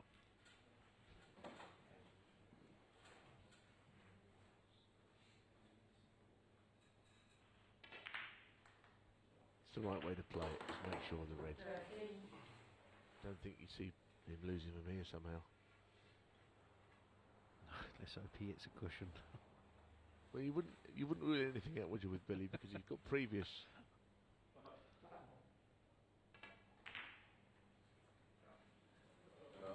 He's absolutely belt and braces there, isn't he? So he's got to get the swerve and the side onto this shot. He's not potted that. You're right, he hasn't. That's it. Well, there's the concession. Billy Castle, favourite for the Week 5 group, is into tonight's final. Welcome back, and good you're still with us as we approach midnight here at the Snooker Legends 900. And when it comes towards midnight, we have our cocoa. So cheers to you, to the cocoa time. And what a night we've had. Really enjoyed it so far. Billy Castle was 3-1 to win Week 5. He was 1-6, 1-8 to win his first match, and he's in tonight's final. Much deserved, and he's really turned it on, hasn't he? Yeah, I mean, he was banging trouble at the beginning of that frame there. He was tight behind the yellow, and the escape that he's shown out of it, I mean, was it 4 cushions, and just at the right pace as well. When he hit it, I thought there is no way he's reaching the pack here. No, terrific shot. And well, you said he hasn't reached it, didn't he? And you know, he was always confident. Look, He knew. He's willing it on, isn't he? Yeah. It's a bit like that ball that nearly didn't hit the cushion, but just did earlier on. That was a great shot, though. We have another hot shot here as well. Well, I mean, listen. It's the fluke of the century, isn't it? Well, it was a massive fluke, and with the blue over the hole as well. And he just put his hand up about 3 inches off the table there, as if to apologise. Does anybody see that? Watch this. He went like this. Now that will make his opponent feel so much better. Such a heartfelt apology, isn't it? You're so cruel. He did get a good lead off that, so it deserved something. Yeah. You know, you can't go like that. Sorry, mate. No. He was a really big apology there. His hand just moved ever so slightly. He's in tonight's final. Who will be joining him? We've got Rodney Goggins, even money against Lee Stevens, 8-11. Who are you most impressed with in both their matches? I think it's a really tough game. I thought they both played well. I thought Rodney Goggins, very precise player, takes his shots on. He's a snooker anorak, and he is self-confessed, and that was nice. Lovely to hear from him. I've not met him before. Lee Stevens, he didn't do anything wrong. No, his long game was very good. In fact, both their long games were good. This is possibly the toughest one to call tonight. Luckily, I have you here. Yeah, that's because we know it. We know. To me, I couldn't have found a favourite there. I said 5-6 each or 2, pick them there. I couldn't have, but that they, the bookmakers have decided Lee Stevens is favourite, and you can't really argue with that. Maybe that's fair, but it's a really hard game to call. Right, who are we backing? Rodney. I want to be with Rodney as well. Yeah, I'll have Lee Stevens then. Well, you can't change. Listen, either you've got an opinion or you just go the opposite to me. But I'm saying it's too difficult to call this one. I mean, it really is. Both their long games were good. I mean, they're both the top amateurs. We'll get there, folks. We're both top amateurs. Who are you going for then? Goggins, the Goggins man. Like his game. I like both their games. They're both attacking. Honestly, I'm Lee Stevens. Yeah, it is. You've had too much cocoa, I think. And in terms of the draw, we're looking forward to that, obviously, as well, coming up. In terms of the losers from tonight, which will be back tomorrow night, and 4 new players coming in, who do you think could do the most damage that lost this evening? I thought Jasmine Bolsover played the best of all of the players that lost, and she was a bit unlucky. Yep, she was. To be honest, if you did back the very short price accumulator, you weren't ever in huge amounts of trouble. But if anyone did put you in trouble, it was Jasmine. Yeah, but we still haven't really seen what Mary can do, because the first red she went for, she struck very well. Even Billy said in here afterwards, he said she was a bit unlucky. She's hit that really well. So possibly, but then we haven't seen the best from Bub, and Les Dodd could be dangerous. Okay, so all of them. Yeah, basically. It'll be very interesting in that draw, though, later. Who gets who is going to be most interesting. It will, and of course we've got the 4 new players to come in tomorrow night as well, and we'll be talking more about them, and of course the draw on the way as well. You've been busy, the pair of you, tonight. You're going to be back in the comms, enjoying this one, Rodney Goggins and Lee Stevens. Not like it's a late night or anything. Well, listen, Ali Carter is in Wuhan, and Billy Castle's downstairs, unavailable, both of them. You're both doing a great job, and we look forward to this next match, of course, for a place in tonight's final, Monday of week 5. It's Rodney Goggins up against Lee Stevens, who's 8-11, the favourite. So back to the arena we go, and quick sprint. Running all the way.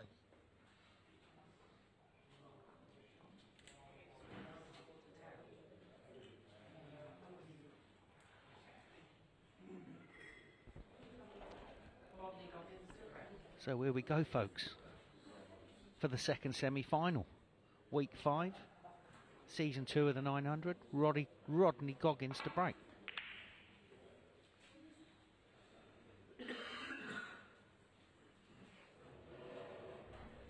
Not a bad break-off. I don't think we'll have Lee be going for this one. I think he's probably going to put the cue ball on the black cushion. And he's kind of caught that too full, really. He's got away with it. Any harder, that red would have been over the pocket. I think we might see Rodney take this on.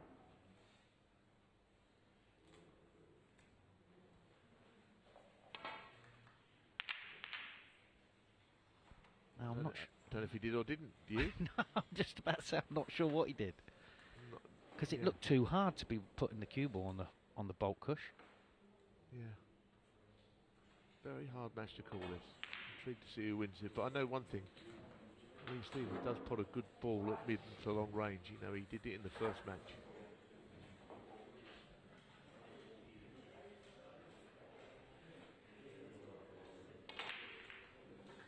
And that cannon's not been played to perfection.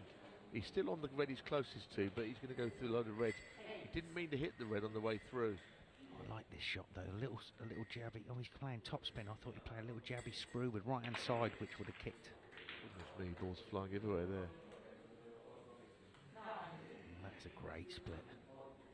I must like that shot because I agree with you. The little screw off the bunch might look nicer. Just think it's easier to control the cue ball playing it with the screw. But he's played it perfectly. What a chance this is.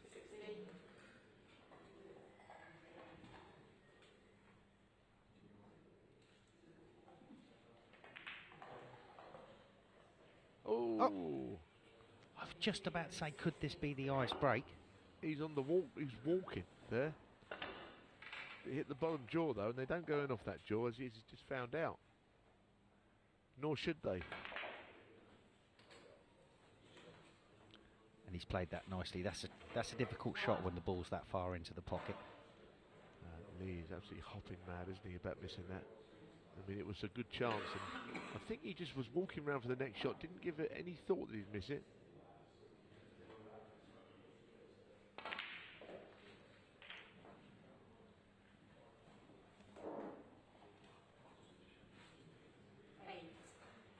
Not the greatest positional shot in the world there. He's got a choice of about 4 reds, none of which are easy. One to left corner, one to right middle, 2 to the right corner.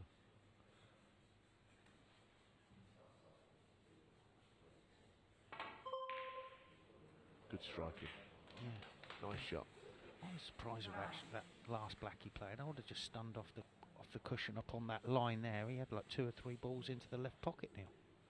Yeah, yeah.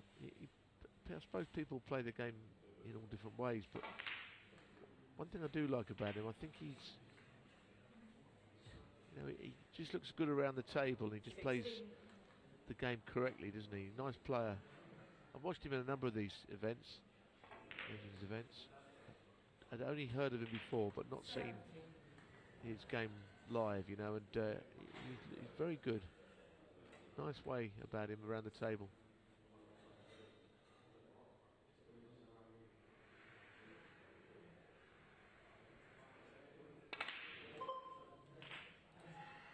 Left hand run inside. Can't say it's been played to perfection, however. Surely he's good. Is this the red he's playing?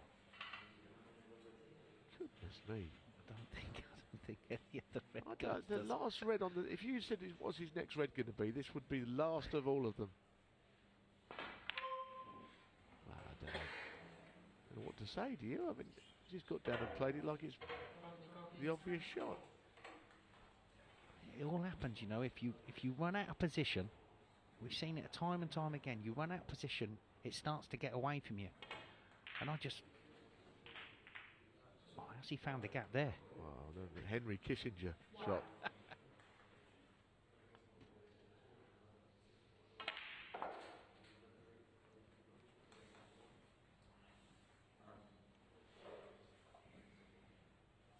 What a kiss that was, but in fairness, you know, Lee deserves whatever he gets here, because Rodney, I can't believe he went for that red.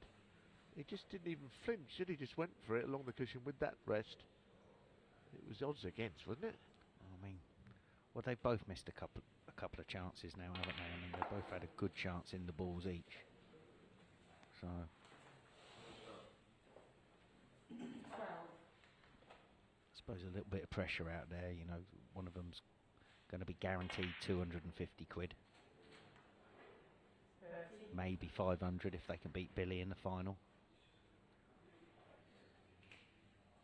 So, you know, if Lee's just travelled down from Chester, Rodney's trains, planes and automobiles, so maybe he wouldn't mind a bit of cash back. So you're watching the way that Lee Stevens' cue goes through. It goes right through the ball. He kind of urges the ball in with his cue. Watch his cue goes right through She didn't do it on that shot, strangely. But on the more shots with pace, everything goes right through. It's interesting cue action. A little bit sort of Tony Knowles-ish, the way he almost goes under his body at the end. See that? Yeah. And it's a funny way of playing it, but you can get a lot of work on the ball when you key up like that. Knowlesy plays like that. We saw it the other week. Because a lot of people just drop their elbow and go underneath. Other players just, you know, the cue just stops at a certain place, can't go any further.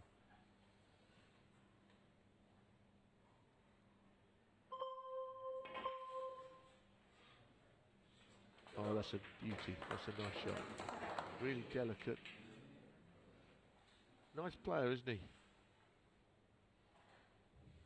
Interesting what he was saying. You know, he feels that, you know, he doesn't necessarily play snooker with a view of becoming a professional. I mean, he's played a bad shot that was happened. His cannon play's not great, but he's got, you know, other interests outside of the game. He made that very clear. It's almost good to see that there are two real amateur players like this around. I mean that not in the sense they're not good players. I mean, you know, that they're happy to play the game to this level. Yeah. I mean, you may secretly... Oh, hang on. Hang on. Oh! Oh! 32. Oh, hang on. No, hang on. What's in it? What's in it? The scoreboard's changing in front of my eyes.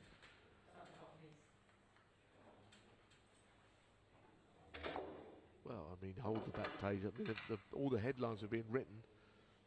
You know, the graphics have been put up that Lee was in the final, and I think he can put them up again.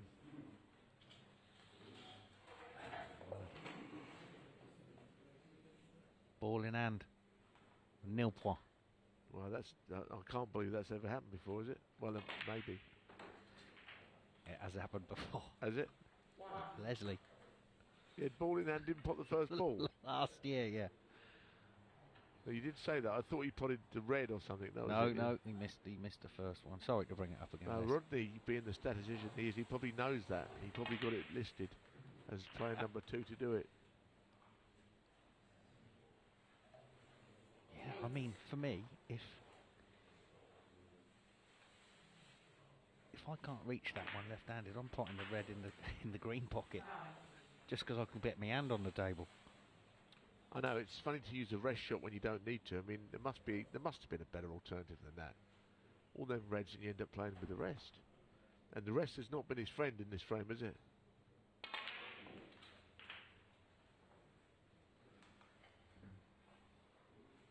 He's looking at the clock there, wasn't he? You know, his lead is substantial, but not necessarily enough yet. No. 6 minutes.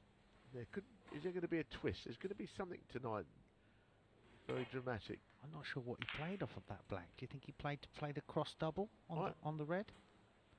This is not in, is it? But no, he stuck it. He stuck it up. I wondered if he thought that was he had enough on that was frame ball that black, but clearly it wasn't.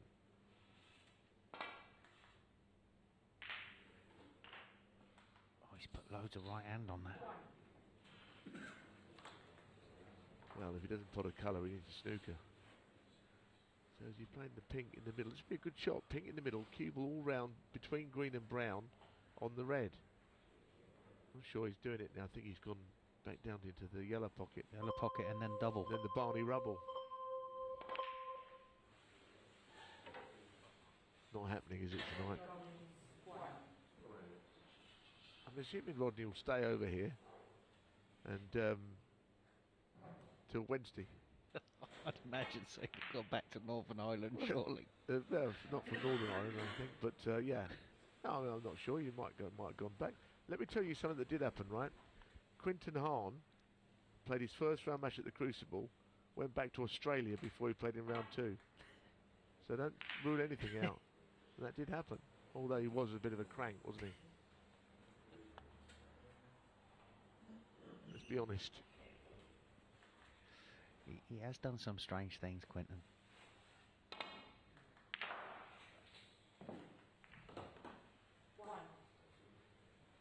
This is all done, isn't it?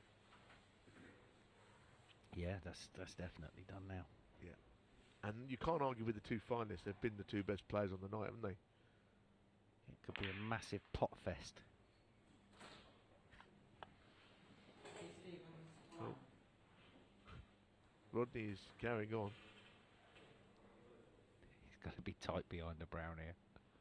Unless he's just getting a bit of practice for Wednesday. Well, if he's staying here tomorrow, he probably could have a bit of practice anyway tomorrow, couldn't he? I do find it interesting, though. You know, players that travel a long way, do they stay on? You know, and have a day at the club, practicing, and it's a good opportunity, isn't it? Oh, well, last year Billy put on a few sort of midweek pro-ams, sort of on the Wednesday day, and I think it was the Wednesday. But he hasn't done it this year. They all just organised to practice with each other while they're here, so they look after themselves. No, it's good. It's pretty lively. It's good for players. You know, just trying to. A club like this, I think, is very good. Look, people coming and going, and big snooker people. Every time you're down here, there's other players here, pool leagues, and all sorts happening. Yeah, Rodney's just trying to work out what he needs here, because this isn't like a normal snooker frame towards the end when you need a lot of snookers. You've got to leave that object ball near another ball so you can play another snooker straight in behind it. Listen, Rodney's not winning this frame, is he? All right, I don't blame him for trying, but he's just not winning it. He's 36 behind. He wants 3 snookers. And there's no free balls or anything, so he's 3 snookers. Yep. The only thing I would say is that, as we know, if you get one, you get ball in hand, you can lay one with the second, but none of that's going to happen, in my opinion. Of course, he'll do it now. But there's one of them, but there's not a free ball. So how's he going to get another snooker? Well, he could play the green. Yeah, that's the shot. Oh, he's thinking of playing it past the pink. Why doesn't he play the cue ball behind the green and just roll it? I think he wants it tight, but he's caught the knuckle. That's not the right shot. When you've got ball in hand, there's easier ways to get a snooker than that one. And bear in mind, when I played Rodney last year, he did take a frame off me after needing 2 snookers. So did maybe you play him in? I played him in one of the seniors events here. Okay. And when you say who won? I won. He missed 2 blues against me, which let me sort of long blues with all the reds there. So it was I was very fortunate. He just overhit him. He had the audacity to take a frame off you, did he? He took 2 frames off me. I was 2-0 down. One of them needing the snooker. Yeah. Anyway, 2 snookers. It's not happening this time, though, is it, Lee? No, it is the other Lee Stevens. He's in the final. Rodney Goggins beaten. He'll be back Wednesday. Welcome back. We're still going here at the Snooker Legends 900, and we have got our finalists, Billy Castle and Lee Stevens. Billy Castle, the 4-6 favourite. Lee Stevens at 11-10. Right, you two. Who's going to win tonight's final? Neal. I couldn't look Billy Castle in the eye again if I didn't tip him. So I'm sticking with Billy. Well, they've both been the best 2 players tonight. Their long games have both been good. That semi-final there, they both had a good couple of chances there to sort of, and they ended up, Lee missed an easy red to the corner. So it's a tricky one. I mean, I don't know. I think it's a tough one. I'm going to go Billy. Billy then. I can't not go Billy because he's my pick for the week. So. Okay, yeah, Billy Castle then to win the finalists, and it wouldn't be the biggest surprise. He's 4-6. He's favoured and fancied. Rodney Goggins has played some good stuff tonight, hasn't he? You're both quite surprised the red he chose with the rest. Yeah, well, I mean, yeah. He's had 2 red shots. Well, he went down the cushion, which I didn't think was the right shot, and then he had ball in hand, and he chose to play a rest shot from ball in hand when you got all the other reds without the rest. I think the cue ball landed there on the first one with the rest, and he was like thinking possibly there was nothing else to go for, and maybe it's sort of like, I've got to play this now because I'm here. Sometimes you run out, and the other one was 2 and 1 and 1 and 2 of the other. Okay, lovely. And he'll be back on Wednesday night, and we'll be looking forward to seeing him. But for now, it's all about Tuesday. It's all about tomorrow and the draw. So you're going to pick out first, Lee. Yep. So I don't get the blame for anything. So here we go then. Just a little reminder for those at home, we've got the 4 losers from tonight and the 4 new players. You'll see all the numbers on screen, and take it away. Okay. Number 2. Number two is Felix Frede, a multiple German amateur champion. Great to see Felix here. Number 6. Number 6 is Jasmine Bolsover, who played at a great frame tonight. She took Michael Collum very close earlier this evening. And Lee? Number 4. Has got number 4, and that is Andy Lavin from Shops in Watford, former practice partner of Ken Doherty. Against number 3. Number 3 is Luke Pinches, son of Barry Pinches, of course, made a century break earlier in season 2, plays on the Q Tour and a top talent. Number 1. Number 1 is Gary Britton, was jersey number 1. He's now living in the northeast. He's still jersey's number 1, don't worry about that. 7. And Gary will play number 7, Les Dodd, the 1987 English professional champion. And the final 2. Number 8. Number 8 is Simon Bubb, young player from Ealing. And Simon will play 5. Number 5, week 5, Mary Talbot-Deegan, the world number 9 on the women's tour, who didn't get to show how good she is this evening. We saw certainly glimmers early in the match against Billy Castle. So there's confirmation of Felix Frida up against Jasmine Bolsover. Andy Lavin plays Luke Pinches. Gary Britton has drawn Les Dodd, and Simon Bubb playing Mary Talbot-Deegan. Best match? I think, well, there's some power in that middle part, isn't there? I mean, Andy Lavin, Luke Pinches is probably the most difficult game to call, though, I would say, because they were 2 players who both would have been fancying their chances tomorrow and indeed Wednesday. One of them is not going to be here Wednesday now. No. So that's the interesting one. No. And the other one, like you said, Gary Britton and Les Dodd, you know, they're 2 old school. For Gary Britton, very good potter. Les Dodd's been there and done it all. So, you know, that's a tough one to pick. I would say that Felix Frida, who I've not seen play, German amateur player, will have to be on his toes against Jasmine Bolsover. She played really well tonight, and I think the bottom match there is a great opportunity for them both, because they've neither played all that well tonight or had much chance tonight. Yeah, I should exactly. say. The case of Mary and Simon. One of them is going to be successful. That's good luck to either. I'm looking forward to Felix and Jasmine. I think it's great that we've got so many international players this season, and Felix has already arrived in Reading. He's been to the club and very much excited to be on TV. Great. Yeah, great opportunity. And Jasmine was great tonight, and she was brilliant last season as well. So lot to look forward to tomorrow. And yeah, should be good. Right, final is on the way. Billy Castle, these are all talked out, I think. Billy's 4 to 6 coming up next on Sporty Stuff TV.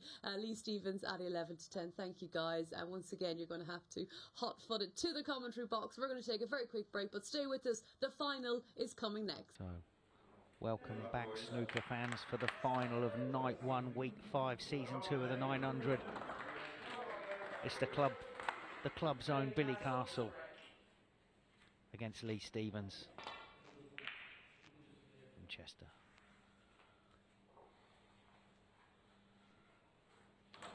And that is a beautiful break-off. I mean, he has left one, but if he can knock this in... Left one? Where has he left one?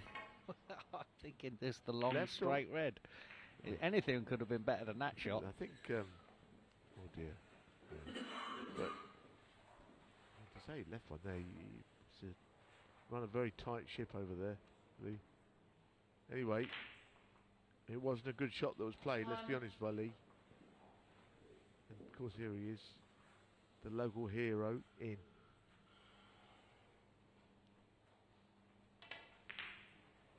Is he going to come and do a bit of commentary tomorrow night or not? Do we know? I don't know. I'd imagine he would. You'd like to think so, wouldn't you? He'll have only played for 45 minutes tonight.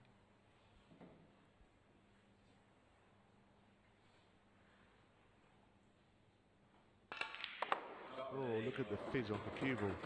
Tremendous. That was a good shot. That came back. I wouldn't say it's not like he's making the ball talk. He's almost making it confess to crimes 30 years old. You know? Look at that, fizzing around, dancing. He has got the reaction out of the cue ball that nobody else has tonight. And it's all about timing. And what does timing mean? It means when you hit the ball, your cue is accelerating at its fastest, not slowing down or anything like that. Like golf, on a different scale, isn't it? You know, you speed through the club speed through the ball. You know, it's not before you hit the ball or after it. You've got to be accelerating, is it? It's on the actual moment. Contact. Oh. And he is timing the ball nicely. He needed to be in a little bit more bottom on that cue ball there, just to bring it past that red. So tricky one into the middle pocket. Yeah, he's got to hit it with a little bit of pace as well. I think that's the problem. He got close to that, didn't he? You could tell he got close because the red's come back slightly off the jaw.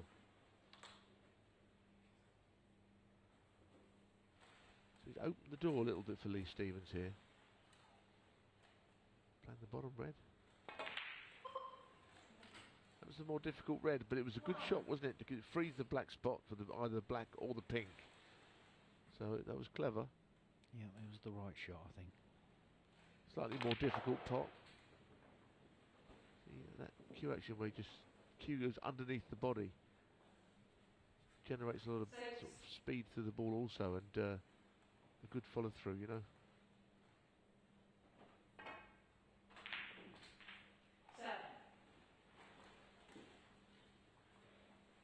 So not in perfect position now. Got to think about this one.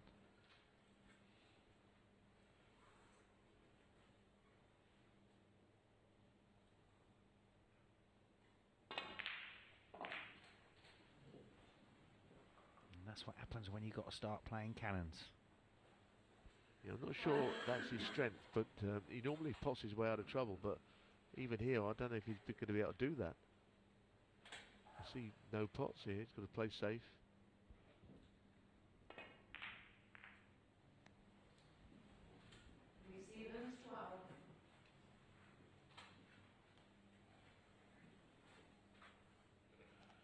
Not a bad safety though.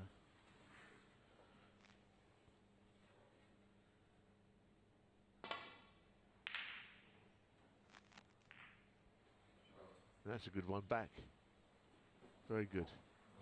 I mean, this looks troublesome to me.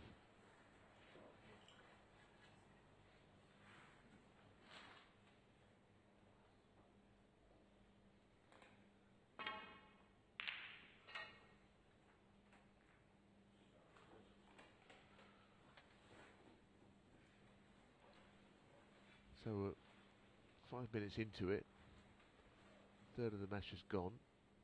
Billy with a smallish lead. Wow. You know when something's close, don't you? Because it rattles in the jaws at that speed and doesn't leave the pocket.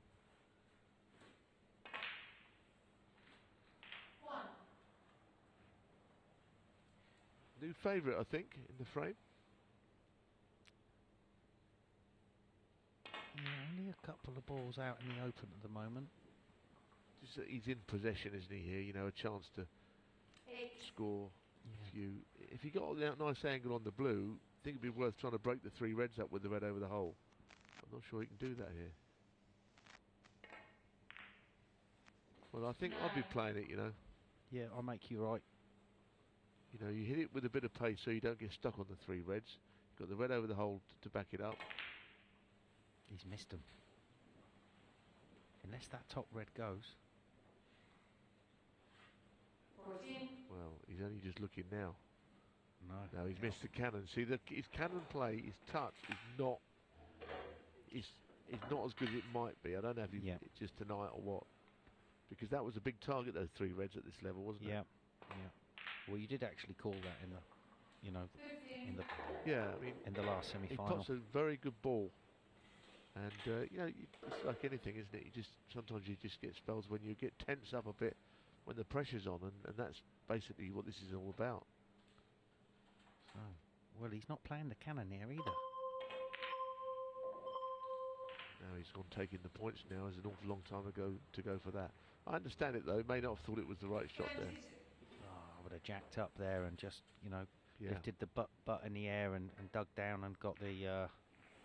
Well, it's a very dangerous ploy to try and protect a minor lead for a long time.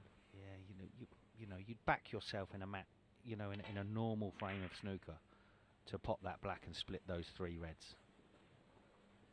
You know, you'd back yourself.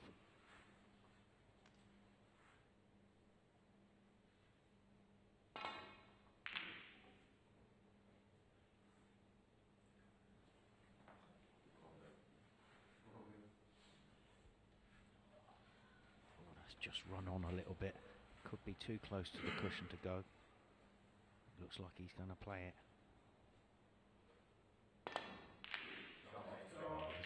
Beautiful. He loves to drill those shots in, doesn't he? It's a bit of topspin. I think he's landed a little bit too straight to do anything there. It's just a quick look.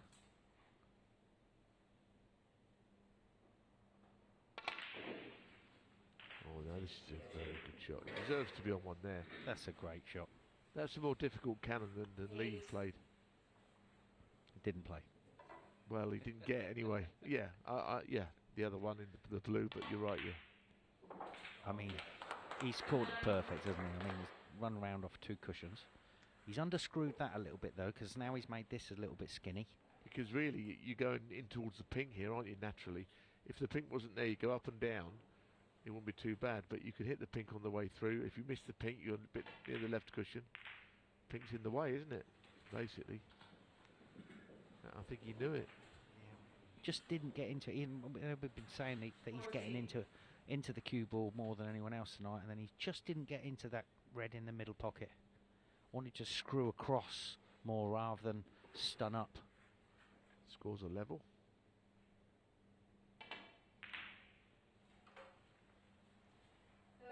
Wouldn't like to call this now because both players have had chances. There's been some good play and some not so good play.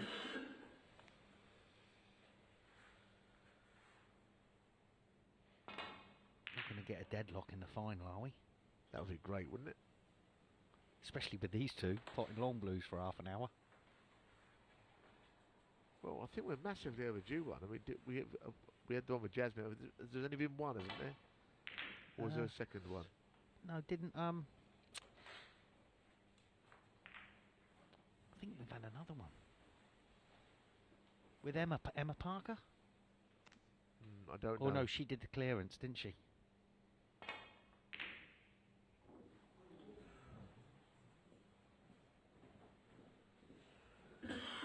So another mistake, but he's kind of got away with it. He's not left anything easy anyway. What does Billy fancy? This red in the middle? Yeah, cue ball's heading up down the left side, isn't it, of the table?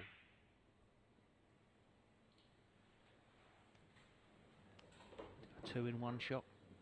A little bit of safety in mind.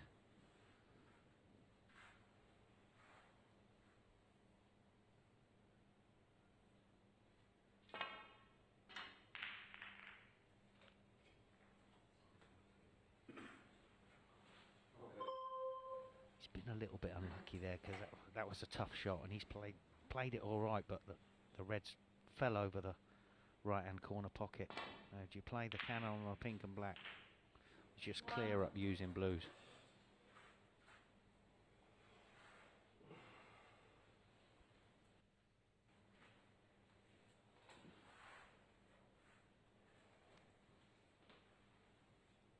It's playing up in the gap between the red and the blue here.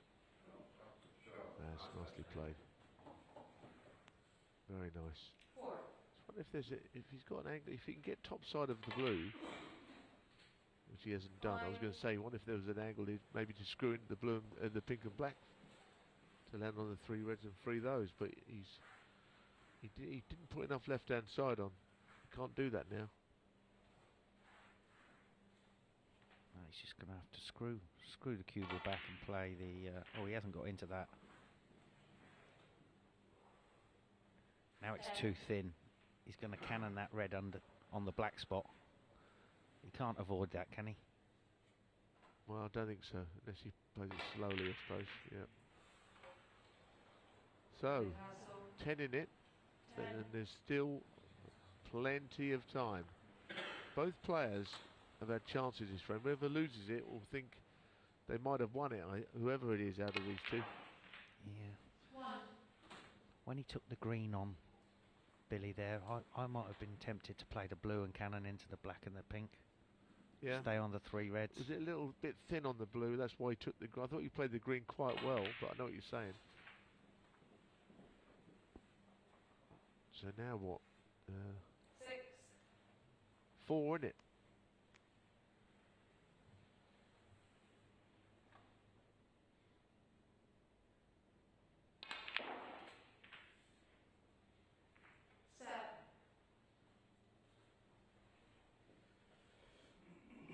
So is he playing for he's taking the yellow, he's not playing the brown. He's got to get position on this red. Get stuck behind the pink and black here. If you're not careful. Not the way he's played it, however. Probably not a bad way of playing it, but he's under hit slightly. Of course, it's all square if this goes in. I tell you what, deadlock is a possibility in this frame. It feels too tight to call. 10. Oh, that'll do. Gonna put him 3 in front. I mean, I bet you he considered just rolling this in, you know.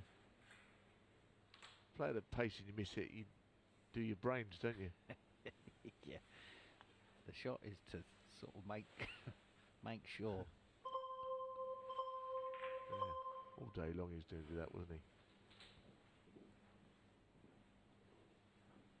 So 2 minutes left. 13. We're going to have a bit of safety on this yellow. Yeah. Unless he drops it in, but it's not the right shot if you ask me.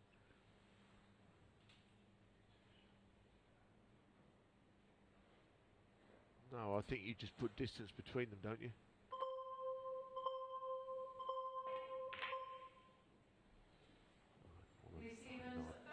Well, I don't even know what he's played there, do you? Well, I think he's got away with it. It was risky. I mean, it's okay, but by luck, I think. What he was thinking of? Oh no, it cut in. Well, the shot Lee play was even worse now, wasn't it? I can't believe Billy's cut that in. That didn't look like that went. What a shot!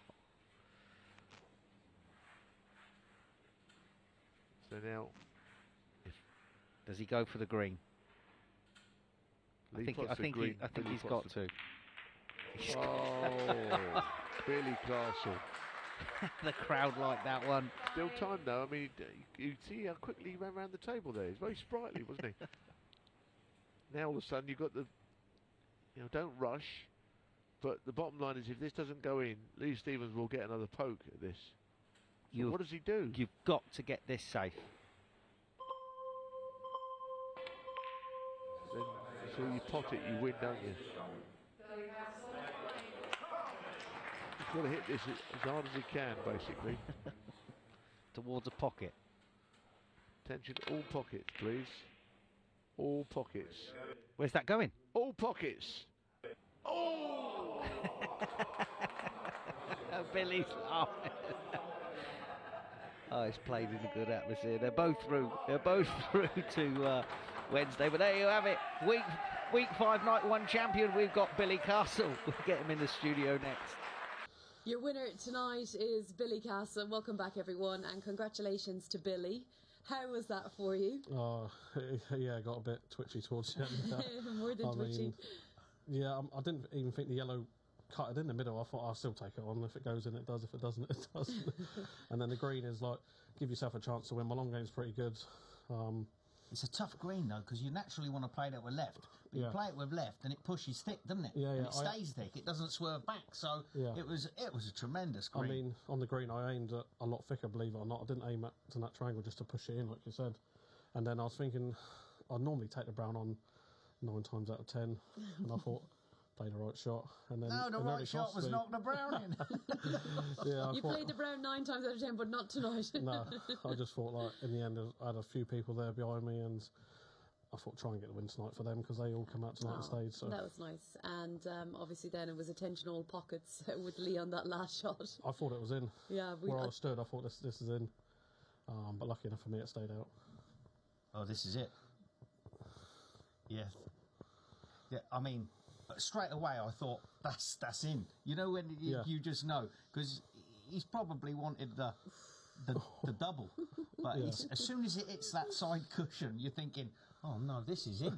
It just shows you fine margins like a whisker, and that was in the pocket. You mentioned the support you had here tonight. Just how much did you enjoy playing? Obviously, we're saying the hometown hero and everything, but this is your club, and this club's been good to you. Oh, it's been absolutely brilliant for me about this club. I've been on the tour, I wouldn't be able to do the things I can do. I mean, they're so good to me, and yeah, Jason putting these events on for amateur snooker is the best thing that's happened to it, I think. And yeah, well, it's covered my trip to Germany. I know, I was just going to say that because we have spoken a lot in recent weeks about the challenge of the Q Tour and getting there and all across Europe and maybe being out of pocket, and you're chasing your dream ultimately, and obviously the money is helpful, but that is really, really tough on you guys. It's so tough on us. You talk to all of us. I mean, we got to do it because we want to be back on the main tour, but it is so tough, it's so expensive, and there's a lot of players out that can't afford to go to these places and play. And it's sort of killing the amateur game, if you ask me, because there's so many talented players and good youngsters coming through that haven't got the sponsors or money behind them to go to places like this and perform. So. And also, I suppose, with the 900 in mind, obviously you're not going to get a tour place. I mean, yet, who knows where this will evolve, but to have the platform and the chance to earn and I suppose to showcase your talent. Obviously we know lots about you, you're a former professional, but some of the guys that you play with and play against on the Q Tour, this is invaluable. Yeah, this is perfect for us. I mean, to come and showcase our skills, give us a better platform to show there is actually a good amateur game out there. I mean, so yeah, events like this is perfect, and especially on my doorstep, makes it easier.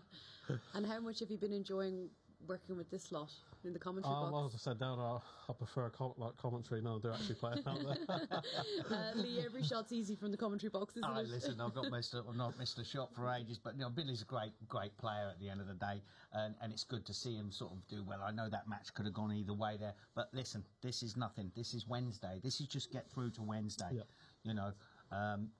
This is what they want. They want to get to Wednesday, the Wednesday, the 22nd of November. For the grand final. Yeah. I mean, I've been telling Lee all the time, as long as I can just win my first game on the Monday, anything else is a bonus. And then you're in with the chance on Wednesday. And then I'm in with a chance, because Wednesday we know what we got to do. Turn up. You got to win 3 games. It's knockout. Yeah. So hopefully Wednesday night, bring some more supporters there, and I can keep the win run going. You'll be back with us tomorrow. You have good winnings tonight. Where are we going for dinner tomorrow evening? It's up to Lee. What's it up to me? He can't make any decisions. I've been asking for tips all night. Billy, congratulations. We look forward to seeing you back here tomorrow night, of course, back in the commentary box, and Wednesday back on the bays. For you tomorrow night, we've got this to look forward to. We made the draw earlier, and what a fascinating evening of snooker we have in store for you. And we start with Felix Frida up against Jasmine Bolsover, and the 11 plays Luke Pinches, both of them in action season 1, so interesting tie there. Gary Britton also made an appearance last season, as did Les Dodd. We saw Les earlier tonight, played some good safety, and he'll be back for another crack tomorrow. And Simon Bubb and Mary Talbot-Deegan. I think that's a really fair draw with these two, because I don't think we got to see their true potential this evening. So a really good night in store tomorrow night. But Billy, a worthy winner, Neal. Very much so. Yeah, the final got a little bit nervy at the end, but yeah, he was favourite to win, and we spoke about it all the time. And then you've got to go on and actually do that winning, haven't you? Which is not the easy bit. And yeah, he played well. His long game is good, though. He mentioned that, and all night he's knocked in long balls. You got to back it up. Yes. Well, I was looking for me tissues. I thought he was going to cry on us then at the end. It was quite emotional. It was like one of them Oscar speeches, wasn't it? He's over there now, but he said, what I wanted to do, I wanted to play the right shot because I had people do it for them. Isn't that a lovely gesture? Listen, he would have took that brown on if he didn't think I was going to be going, why have you gone for that brown? Why have you gone for that brown? It's like he would go for that 10 times out of 10. But he did it for the people that come to watch him. Okay, that's fair enough. He's a man of the people.